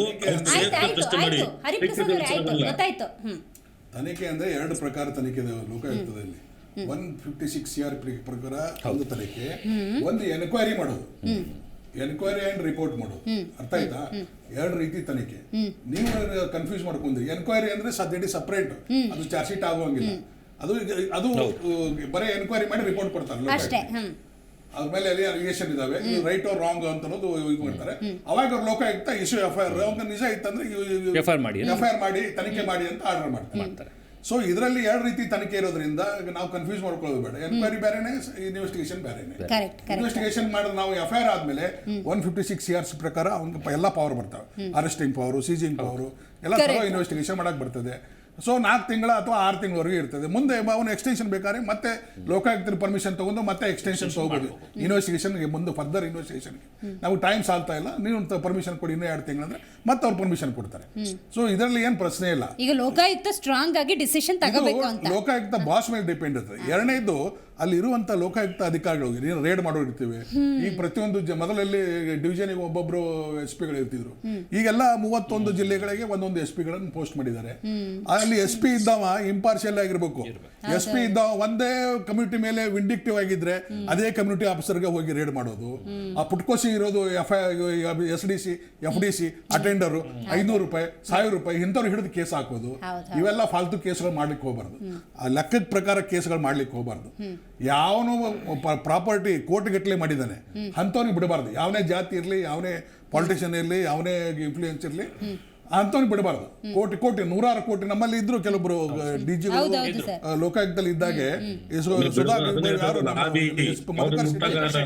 ಮಧುಕರ್ ಶೆಟ್ಟಿ ಅವರು ಇದ್ರು. ಅವ್ರು ಹೇಳ್ತಾ ಇದ್ರು ಯಾವನೋ ಕೋಟಿ ಕೋಟಿ ಗಟ್ಟಲೆ ಮಾಡೋಣ ಅವ್ನು ಬಿಡಬೇಡ್ರಿ, ಚಿಲ್ರಿ ಪಲ್ರಿ ಮಾಡ್ಲಿಕ್ಕೆ ಹೋಗ್ಬೇಡ್ರಿ ಕೇಸ್ ಅಂತ ನೇರವಾಗಿ ಹೇಳೋರು. ಆ ಥರ ಮಾಡ್ಬೇಕು. ನಮ್ಮನ್ನು ಸ್ಟ್ಯಾಟಿಸ್ಟಿಕ್ಸ್ ಪ್ರಕಾರ ಸುಮ್ಮನೆ ಅವ್ನ ಕೇಸ್ ಮಾಡಿದೆ, ಈ ಕೇಸ್ 10 ಕೇಸ್ ಮಾಡಿದೆ, 15 ಕೇಸ್ ಮಾಡಿದೆ, ಇದಕ್ಕೆ ಬಂದು ಪ್ರಯೋಜನ. ನೂರಾರು ಕೋಟಿ ಮಾಡಿದವರು ಇದ್ದಾರೆ. ಇನ್ನು ಮಾಡಿ ಇವತ್ತು ರಿಟೈರ್ಡ್ ಆಗಿ 10 ವರ್ಷ ಆಯ್ತು, ಅವ್ರಿಗೆ ಪರ್ಮಿಷನ್ ಸಿಕ್ಕಿಲ್ಲ ಮೇಡಮ್. ಅಲ್ವಾ? IAS ಆಫೀಸರು 100, 200, 400 ಕೋಟಿ ರೂಪಾಯಿದ್ದು ಕೇಸ್, 400 ಕೋಟಿ ರೂಪಾಯಿ ಕೇಸ್ ಇದೆ. ಇನ್ನೂ ರಿಟೈರ್ಡ್ ಆಗಿ 10 ವರ್ಷ ಆಯ್ತು, ಇನ್ನೂ ಪರ್ಮಿಷನ್ ಸಿಕ್ಕಿಲ್ಲ. ಇವರು ಸತ್ತ ಮೇಲೆ ಪರ್ಮಿಷನ್ ಕೊಡ್ತಾರಾ? Correct correct. They are capable to manage it. ಅವರು ಮ್ಯಾನೇಜ್ ಮಾಡ್ತಾರೆ, ಅದು ನಡೆದಿದೆ, ಹಾಗೆ ನಡೀತಾ ಇರ್ತದೆ. ರೈಟ್. ಆನಂದ್ ಅವರೇ, ಈ ಕ್ಷಣಕ್ಕೂ ಸರ್ ಹೇಳ್ದಂಗೆ ಲೋಕಾಯುಕ್ತ ಸಂಸ್ಥೆ ಅಂದಾಗ ಅದಕ್ಕೆ ಆದಂತಹ ಘನತೆ ಇದೆ, ವೆರಿ ಸ್ಟ್ರಿಕ್ಟ್, ಡಿಸಿಪ್ಲಿನ್ಡ್, ಯಾರನ್ನೂ ಬಿಡೋದಿಲ್ಲ ಅನ್ನುವಂಥದ್ದಿದೆ. ಬಟ್ ಸರ್ ಹೇಳೋ ಕೆಲವೊಂದು ಪಾಯಿಂಟಲ್ಲಿ ಅಲ್ಲಿರುವಂಥ ಹುಳುಕುಗಳು ಸರಿಪಡಿಸ್ಬೇಕು, ಸರಿಯಾಗಬೇಕು ಅಂತ ನಾವು ನಿರೀಕ್ಷೆ ಮಾಡ್ಬೋದಾ ಲೋಕಾಯುಕ್ತ ಸಂಸ್ಥೆಯಿಂದ ನಿಷ್ಪಕ್ಷಪಾತವಾದಂತಹ ತನಿಖೆಯನ್ನು? ಸೊ ಈಗ ಇನ್ನೊಂದು ನಿಮಗೆ ಹೊಸದಾಗಿ ಈಗ ಪಾರ್ಲಿಮೆಂಟಲ್ಲಿ 3 ಬಿಲ್ ಪಾಸ್ ಮಾಡಿದ್ದಾರೆ. ಅದರಲ್ಲಿ CRPCನೂ ಒಂದು ಸೇರಿಕೊಂಡಿದೆ. ನಿಮಗೆ CRPC 197 ಆ್ಯಕ್ಚುಲಿ ಇದು ಅಸಂವಿಧಾನಿಕ. ಕಾನ್ಸ್ಟಿಟ್ಯೂಷನಲ್ಲಿ ನಾಗರಿಕರನ್ನು ನಾವು ತೆರಿಗೆ ಯಾರು ಕಟ್ಟುತ್ತೀರಿ ನಾವೇ ಸುಪ್ರೀಂ, ಮಿಕ್ಕಿದರಲ್ಲಿ ಇವರು ನಮ್ಮ servants. They are not government servant, public servant ಅಂತ ಕರೀತಾರೆ. ಗೌರ್ಮೆಂಟ್ ಸರ್ವೆಂಟ್ ಅಂತ ಕರೆಯೋದೇ ತಪ್ಪು. ಸರ್ಕಾರಿ ನೌಕರಲ್ಲ, ಅವನು ನಮ್ಮ ಸಾರ್ವಜನಿಕ ಅಂದರೆ ನಮ್ಮ ಸರ್ವೆಂಟ್. ನಮ್ಮ ಸರ್ವೆಂಟಿಗೆ ನಾವು ಸ್ಯಾಂಕ್ಷನಿಂಗ್ ನಾವ್ಯಾಕೆ ಕೊಡಬೇಕು? ನಾವು ಎಲ್ಲಿಂದ ಕೇಳಬೇಕು? ಸರ್ಕಾರ ಅನ್ನೋದು ಥರ್ಡ್ ಪಾರ್ಟಿ ಇಲ್ಲಿ ಬರೋದೇ ಇಲ್ಲ. ನಾವು ಕೊಟ್ಟೋ ತೆರಿಗೆಯಿಂದ ಅವನು ಸಂಬಳ ತಗೊಂತಾನೆ, ಅವನು ನನ್ನ ನೌಕರ ಸಾರ್ವಜನಿಕ. ಹಾಗಾಗಿ ಅವನ ವಿರುದ್ಧ ತನಿಖೆಗೆ ನಾನು ಯಾರಿಂದನೂ ಪರ್ಮಿಷನ್ ಬೇಕಾಗೇ ಇಲ್ಲ. ಸೊ ಹಾಗಾಗಿ ಈಗ ಏನು ಈಗ CRPCನ ಬೇರೆ ಹೆಸರಲ್ಲಿ ಕರೀತಾ ಇದ್ದಾರೆ. ಅಮೆಂಡ್ಮೆಂಟ್ ಬಂದಮೇಲೆ ಆ CRPCಲಿ ಸೆಕ್ಷನ್ 197 ಕಾನ್ಸ್ಟಿಟ್ಯೂಷನಲ್ಲಿ ಉಲ್ಲಂಘನೆ ಅಂತ ಹೇಳ್ಬಿಟ್ಟು ಹೈಕೋರ್ಟಲ್ಲಿ ರಿಟ್ ಹಾಕ್ಲಿಕ್ಕೆ ನಾನು ಟ್ರೈ ಮಾಡ್ತಾ ಇದ್ದೆ. ಬಟ್ ಇದು ಇನ್ನು ಅಮೆಂಡ್ಮೆಂಟ್ 2ನೇ ಅಮೆಂಡ್ಮೆಂಟ್ ಮಾಡಿದ್ದಾರೆ. ಇನ್ನು ಪ್ರೆಸಿಡೆಂಟ್ ಸಿಗ್ನೇಚರ್ ಆಗಬೇಕು, ಇನ್ನು ಗೆಜೆಟ್ ಆಗಿಲ್ಲ. ಆ CRPC 197 ತೆಗೆದಾಕ್ಬಿಟ್ರೆ ಸ್ಯಾಂಕ್ಷನ್ನೇ ಬೇಕಾಗಿಲ್ಲ ಅಂತ ನಾನು ಹೇಳ್ತೀನಿ. ರೈಟ್. ಅದ್ರ ಜೊತೆಗೀಗ ಜನಸಾಮಾನ್ಯರ ದೃಷ್ಟಿಯಿಂದ ನೋಡೋದಾದ್ರೆ ಇವತ್ತು ಯಾವುದೋ ಒಂದು ರಿಜಿಸ್ಟರ್ ಕಚೇರಿಗೋ ಮತ್ತೆಲ್ಲ ಹೋಗ್ಬಿಟ್ಟು ಒಂದು ಸಿಗ್ನೇಚರ್ ಆಗಬೇಕು ಅಂದರೆ ಜನಕ್ಕೆ ಒಂದು ಕ್ಲಾರಿಟಿ ಇದೆ, ಈ ಕೆಲಸಕ್ಕೆ ಇಷ್ಟು ದುಡ್ಡು ತಗೊಂಡು ಹೋಗಬೇಕು ಅಂತ. ಸೊ ಆ ಆಯಾಮದಲ್ಲಿ ಯೋಚನೆ ಮಾಡೋದಾದ್ರೆ ಏನು ಹೇಳ್ತೀರಿ? ಭ್ರಷ್ಟಾಚಾರ ಈ ದುಡ್ಡು ತಗೊಳ್ಳೋದು ಎಷ್ಟು ತಪ್ಪು, ಕೊಡೋದು ಅಷ್ಟೇ ತಪ್ಪಾಗತ್ತೆ. ಸರಿ, ನೀವು ಹೇಳ್ತಾರೆ ಸಬ್ ರಿಜಿಸ್ಟರ್ ಆಫೀಸಲ್ಲಿ ಸುತ್ತಮುತ್ತ ಎಲ್ಲಿ ಅಂದರೆ ಬೆಂಗಳೂರು ಸುತ್ತಮುತ್ತ ನಡೆದಿದೆ ರಿಯಲ್ ಎಸ್ಟೇಟ್ ಏನು ಮಾಫಿಯಾ ನಡೀತು. ಇದ್ದಕ್ಕಿದ್ದಂಗೆ 1,000 ರೂಪಾಯಿ ಇದ್ದಿದ್ದ ಒಂದು ಅಡಿಗೆ 3,000 5,000 ರೂಪಾಯಿ ಹೋದಾಗ ಇವೆಲ್ಲ ಬಂದಿರೋದು ಆಯಿತಾ. ಆಮೇಲೆ ನಮ್ಮಲ್ಲಿ ರಿಜಿಸ್ಟ್ರೇಷನ್ ಅನ್ನೋದೇ ಇದೆಯಲ್ಲ, ಇದೇ ಒಂದು ಅದು ಯಾರಿಗೂ ಗೊತ್ತೇ ಇಲ್ಲ. ಇವತ್ತು ನಿಮಗೆ ಬೇಕಾದ್ರೆ ವಿಧಾನಸೌಧನೂ ಬೇಕಾದ್ರೆ ಸಬ್ ರಿಜಿಸ್ಟರ್ ಆಫೀಸಲ್ಲಿ ನೀವು ರಿಜಿಸ್ಟ್ರೇಷನ್ ಮಾಡಿಸ್ಕೋಬೋದು. ನಾವು ಅಂದ್ಕೊಂಡಿರೋದು ಏನು ಗೊತ್ತಾ, ರಿಜಿಸ್ಟ್ರೇಷನ್ ಏನು ಗೊತ್ತಾ, ಒಂದು ನಡೆಯೋ ಒಬ್ಬರ ಮಧ್ಯೆ ನಡೆಯುವಂಥ ಒಂದು ವ್ಯವಹಾರ ಇದೆಯಲ್ಲ, ಅದನ್ನ ನೋಂದಣಿ ಮಾಡ್ತಾರೆ. ಅದು 2 ಥರ ಇದೆ. ಒಂದು with position, without position. So Vidhana Soudha ಬೇಕಾದ್ರೆ ನೀವು ನನಗೆ ಮಾರ್ಕ್ ಕೊಟ್ರೆ ನಾನು ನನ್ನ ಕೆಪಾಸಿಟಿ ನಾನು 10 ಕೋಟಿ ಕೊಟ್ರೆ ನೀವು ಈಸ್ಕೊಂಡು ನೀವು ನನಗೆ ವಿಧಾನಸೌಧ ಮಾಡ್ಕೊಡ್ತಾರೆ. ಇವರಿಗೆ ಸರ್ವೆ ನಂಬರ್ ಹಾಕ್ಬಿಟ್ಟು ಶೆಡ್ಯೂಲ್ ಹಾಕ್ಬಿಟ್ಟು ಮಾಡ್ಕೊಟ್ರೆ ಅದ್ರ ಕ್ಲೈಮ್ ಮಾಡೋಕ್ಕಾಗಲ್ಲ. ವಿಧಾನಸೌಧ ನಂದೇನು ಕ್ಲೈಮ್ ಮಾಡಲ್ಲ, ಟ್ರಾನ್ಸಾಕ್ಷನ್ ಆಗಿದೆ ಅಷ್ಟೇ. ಕ್ಲೈಮ್ ಅದನ್ನೇನು ಹೇಳ್ತಾರೆ ಟೈಟ್ಲ್ ಅಂತ ಕರೀತಾರೆ, ಅದು ಸಿಗೋದಿಲ್ಲ. ಸೊ ಹೀಗಾಗಿ ಕರಪ್ಷನ್ ಅನ್ನೋದು ನಮ್ಮ ಜನ ಅರ್ಥ ಮಾಡ್ಕೋಬೇಕು. ಎಲ್ಲಿಂದ ಶುರುವಾಗ್ತಾ ಇರೋದು ನಮ್ಮಿಂದ, ಸಾರ್ವಜನಿಕರಿಂದನೇ ಶುರುವಾಗಿ ನಮಗೆ ನಮ್ಮ ಅನುಕೂಲಕ್ಕೆ ನಾವು ಏನು ಬೇಕೋ ನಾವು ಒಂದು ವ್ಯವಸ್ಥೆನ ದಾರಿ ತಪ್ಪಿಸಿದ್ದೀವಿ.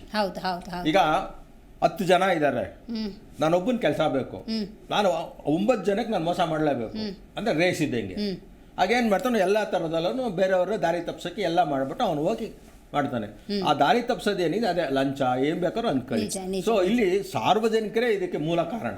ರೈಟ್. ಹರಿಪ್ರಸಾದ್ ಅವರೇ, ನೀವು ಹೇಳಬೇಕು ಲೋಕಾಯುಕ್ತ ಕೆಲಸ ಮಾಡ್ತಾ ಇಲ್ಲ, ಪೊಲೀಸ್ ಅಧಿಕಾರಿಗೆ ಇನ್ಫಾರ್ಮೇಶನ್ ಕೊಟ್ಟರು ಅಲ್ಲಿ ಹೋಗಿ ರೇಡ್ ಮಾಡಿಲ್ಲ ಅಂತ ಹೇಳೋದ್ರ ಜೊತೆಗೆ ಭ್ರಷ್ಟಾಚಾರ ಮುಕ್ತ ದಕ್ಷ ಆಡಳಿತ ಬೇಕು ಅನ್ನೋದು ಜನಸಾಮಾನ್ಯರ ಬಹುದೊಡ್ಡ ಕನಸು. ಬಟ್ ಈ ಸಿಚುವೇಶನ್ನಲ್ಲಿ ಈಗ ಆನಂದ್ ಅವ್ರು ಹೇಳ್ದಂಗೆನೆ ಆ ಭ್ರಷ್ಟಾಚಾರದ ಮೂಲ ಯಾರು ಅಂತ ನೋಡೋದಾದ್ರೆ ಅದೇ ಜನಸಾಮಾನ್ಯರಾಗ್ತಾರೆ. ಈ ಆಯಾಮದಲ್ಲಿ ನಿಮ್ಮ ವಿಶ್ಲೇಷಣೆ ಏನು? ಬೇರು ಮಟ್ಟದಿಂದ ಈ ಭ್ರಷ್ಟಾಚಾರವನ್ನು ತೆಗೆಯೋದು ಹೇಗೆ ಅಂತ? ಇದು ಭ್ರಷ್ಟಾಚಾರ ಅಂತಕ್ಕಂಥದ್ದು ಅನ್ಮ್ಯೂಟ್ ಮಾಡಿ. ಕೂಡ ಕೈ ಇರುತ್ತೆ, ಒಣ ಕೈ ಖಂಡಿತ ಇರುತ್ತೆ.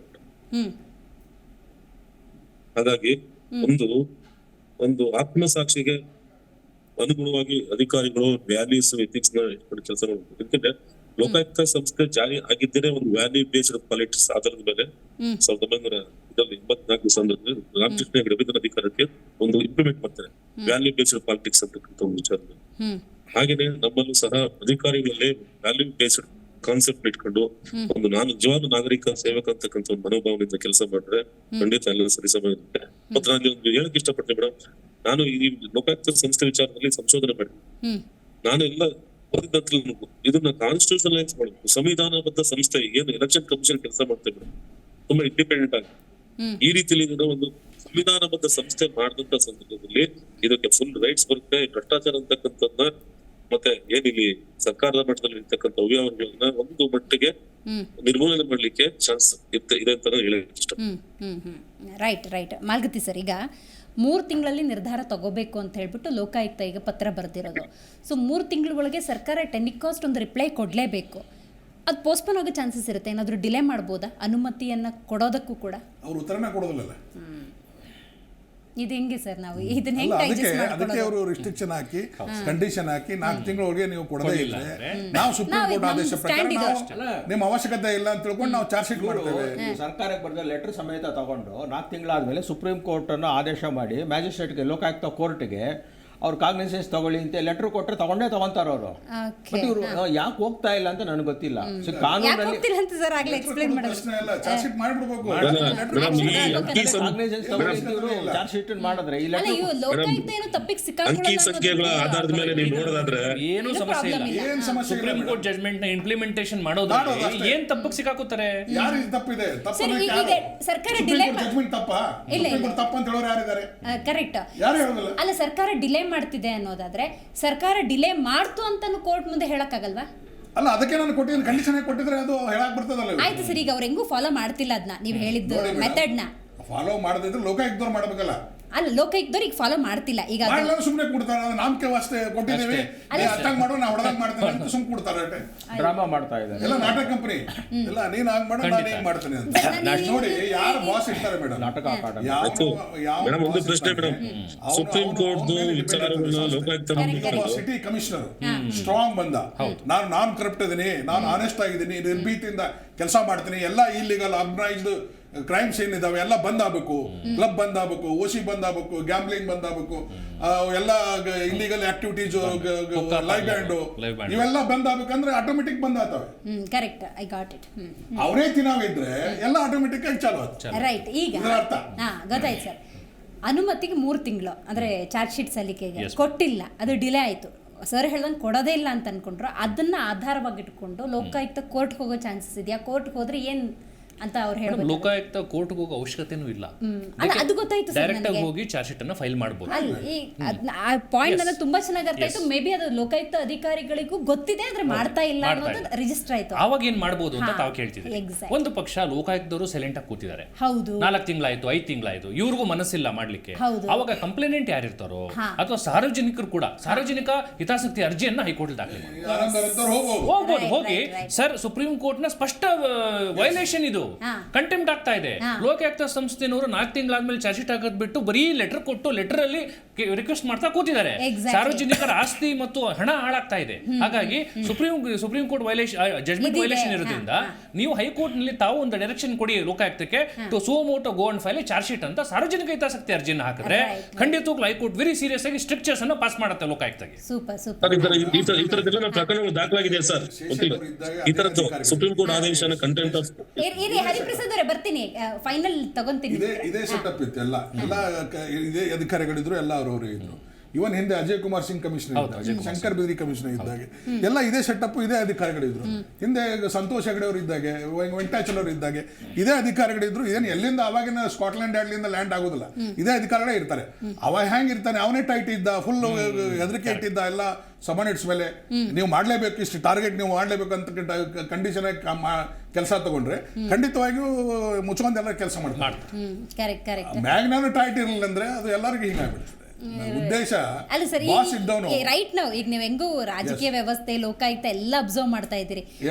ಈಗ ಸ್ಟ್ರಿಕ್ಟ್ ಆಗಿ ಕೆಲಸ ಮಾಡ್ತಾರೆ ಅಂತ ಅನ್ಸುತ್ತಾ ರೈಟ್ ನಾವು ಸಿಚುವೇಶನ್? ಹೇಳೋ ತಪ್ಪಾಗ್ತದೆ. ನಾವು ಕೆನಾಟ್ ಕಮೆಂಟ್. ಒಬ್ಬರು ಆನಂದ್ ಅವ್ರು ಹೇಳ್ಬಹುದು, ನಾವು ಇಲ್ಲಿ 2 ತರ ಸರ್ಕಾರ ಇದೆ. ಒಂದು 5 ವರ್ಷದ ಸರ್ಕಾರ, ನೀವು ಹೇಳ್ಬೋದು ಈಗ ಸರ್ಕಾರ. ಓಕೆ, ಅರ್ಥ ಆಯ್ತಾ? ನೀವು 5 ವರ್ಷ ಸರ್ಕಾರ ನಿಮ್ಗೆ ಅಧಿಕಾರ ಕೊಟ್ರು ನೀವು ಚೀಫ್ ಸೆಕ್ರೆಟರಿ ಇಲ್ಲದೆ ನೀವೇನೂ ಮಾಡೋಕ್ಕಾಗಲ್ಲ. ಈಗ ನಾಳೆ ನೀವು ಮುಖ್ಯಮಂತ್ರಿ ಆದ್ರೂ ಚೀಫ್ ಸೆಕ್ರೆಟರಿ ಅಥವಾ ಸಚಿವಾಲಯ ಇಲ್ಲದೆ ನೀವೇನೂ ಕೆಲಸ ಮಾಡೋಕ್ಕಾಗಲ್ಲ. ನಿಮ್ ಕೈಯಲ್ಲಿ ಒಂದು ಲೆಟರ್ ಟೈಪ್ ಮಾಡಕ್ ಬರಲ್ಲ, ಬರೀ ಸೈನ್ ಮಾಡ್ತೀರಾ ಅಷ್ಟೇ. Okay okay. ಈಗ ಬಸವರಾಜ ಮಾಲಗತ್ತಿ ಸರ್ ನಾನು ಕೇಳಿದ್ನಲ್ಲ, ಈಗ ರೈಟ್ ನಾವು ಲೋಕಾಯುಕ್ತ ಈ 40 ವರ್ಷದ ಸರ್ಕಾರ ಎಲ್ಲಿಂದ ಬಂದಿದೆ ಗೊತ್ತಾ? ಬ್ರಿಟಿಷರಿಂದ ಹಂಗೇ ಬಂದಿದೆ ಬಳುವಳಿಯಾಗಿ. ಇದು ವ್ಯವಸ್ಥೆ ಕರಪ್ಟ್ ಆಗಿರೋದು. ನೀವು 5 ವರ್ಷದ ಇದಾರಲ್ಲ, ಇವ್ರೇನ್ ಮಾಡ್ತಾರೆ ಅದ್ರಲ್ಲಿ ಎಷ್ಟಾಗುತ್ತೋ ಅಷ್ಟು ಮೇಯ್ಕೊಂಡು ಹೋಗ್ತಾರೆ. ಬಹಳ ವ್ಯತ್ಯಾಸ ಇದು. ರೈಟ್. ಹರಿಪ್ರಸಾದ್ ಅವರೇ ಪ್ಲೀಸ್ ಕಂಟಿನ್ಯೂ ಹೇಳಿ. Hello, yes madam.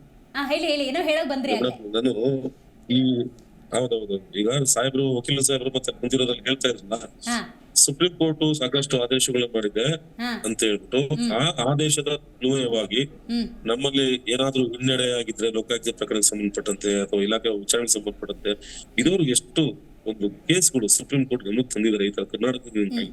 ಯಾರು ತಂದಿದ್ದಾರೆ? ಯಾಕೆ ತಂದಿದ್ದಾರೆ? ಎಲ್ಲರೂ ಪ್ರಕರಣ ದಾಖಲಾಗಿದ್ಯಾ? ಎಲ್ಲಾದ್ರೂ ಆಗಿದ್ಯಾ? ಇದನ್ನ ಮಾನ್ಯ ಲೋಕಾಯುಕ್ತರೇ ಪ್ರಶ್ನೆ ಮಾಡ್ಬೋದಲ್ಲ? ರೈಟ್, ಗೊತ್ತಾಯ್ತು. ಸರ್ಕಾರ ಚಾಡಿ ಬೀಸ್ಬೋದಲ್ಲ? ಹೌದು ಹೌದು ಹೌದು. ಅಲ್ಲ, ಈಗ ಎಕ್ಸ್ಪ್ಲನೇಷನ್ ಕೊಟ್ಟರು. ರೈಟ್ ಹರಿಪ್ರಸಾದ್ ಅವರೇ, ಥ್ಯಾಂಕ್ ಯು ಕಾರ್ಯಕ್ರಮದಲ್ಲಿ ಭಾಗಿಯಾಗಿದ್ದಕ್ಕಾಗಿ. ಸುನಿಲ್ ಕುಮಾರ್ ಸರ್ ನಿಮಗೂ ಧನ್ಯವಾದ. ಬಸವರಾಜ ಮಾಲಗತ್ತಿ ಸರ್ ಕಾರ್ಯಕ್ರಮದಲ್ಲಿ ಭಾಗಿಯಾಗಿದ್ದಕ್ಕಾಗಿ ಧನ್ಯವಾದ. ಆನಂದ್ ಅವರೇ ನೀವು ಕೂಡ ಕಾರ್ಯಕ್ರಮದಲ್ಲಿ ಭಾಗಿಯಾಗಿದ್ದಕ್ಕಾಗಿ ಧನ್ಯವಾದಗಳು. ಒಟ್ಟಾರೆ ಇವತ್ತಿನ ನಮ್ಮ ಚರ್ಚಾ ಕಾರ್ಯಕ್ರಮ ಇದೆಯಲ್ಲ, ಮಾಹಿತಿಗಳ ಆಗರ ಅಂತ ಹೇಳ್ಬೋದು. ಯಾಕಂತ ಹೇಳಿದ್ರೆ ಜನಸಾಮಾನ್ಯರಿಗೆ ಕಾರ್ಯಕ್ರಮವನ್ನು ನೋಡಿದ್ರೆ ಯಾರೇ ದೂರುದಾರರಿದ್ದರೂ ಕೂಡ ಸುಪ್ರೀಂ ಇದೇ ಭ್ರಷ್ಟಾಚಾರದ ವಿಚಾರವಾಗಿ ಏನು ಹೇಳಿದೆ, ತನಿಖೆಯ ವಿಚಾರವಾಗಿ ಏನು ಹೇಳಿದೆ, ಅದರ ಸಂಪೂರ್ಣ ಮಾಹಿತಿ ನಿಮಗೆ ಲಭ್ಯವಾಗಿದೆ ಅಂತ ನಾವು ಭಾವಿಸ್ತೀವಿ. ಯಾಕಂತ ಹೇಳಿದ್ರೆ ಭ್ರಷ್ಟಾಚಾರ ಅನ್ನೋದು ಬೇರು ಮಟ್ಟದಿಂದ ತಾಂಡವವಾಡ್ತಾ ಇದೆ. ಯಾರೋ ದೂರುದಾರರು ಅಥವಾ ಆ ಭಾಗದ ಜನ ನನಗೆ ಅನ್ಯಾಯ ಆಗಿದೆ, ನಮ್ಮ ಕುಟುಂಬಕ್ಕೆ ಅನ್ಯಾಯ ಆಗಿದೆ, ಅಥವಾ ನಮ್ಮ ಸುತ್ತಮುತ್ತಲ ಜನರಿಗೆ ಅನ್ಯಾಯ ಆಗಿದೆ ಅಂತ ಹೇಳಿ ಕೋರ್ಟ್ ಮೊರೆ ಹೋಗಿರ್ತೀವಿ, ಲೋಕಾಯುಕ್ತ ರೇಡ್ಗಳು ನಡೆದಿರುತ್ತೆ. ಆದರೆ ಚಾರ್ಜ್ ಶೀಟ್ ಸಲ್ಲಿಕೆ ಅಂದ ಸಂದರ್ಭದಲ್ಲಿ ಅನುಮತಿಗಳು ಹೋಲ್ಡ್ ಆಗುತ್ತೆ ಅಂತ ಹೇಳಿದ್ರೆ ಇಲ್ಲಿ ಸರ್ಕಾರದ ಪ್ರಾಬಲ್ಯ ಅನ್ನೋದು ತಾಂಡವವಾಡ್ತಾ ಇದೆ.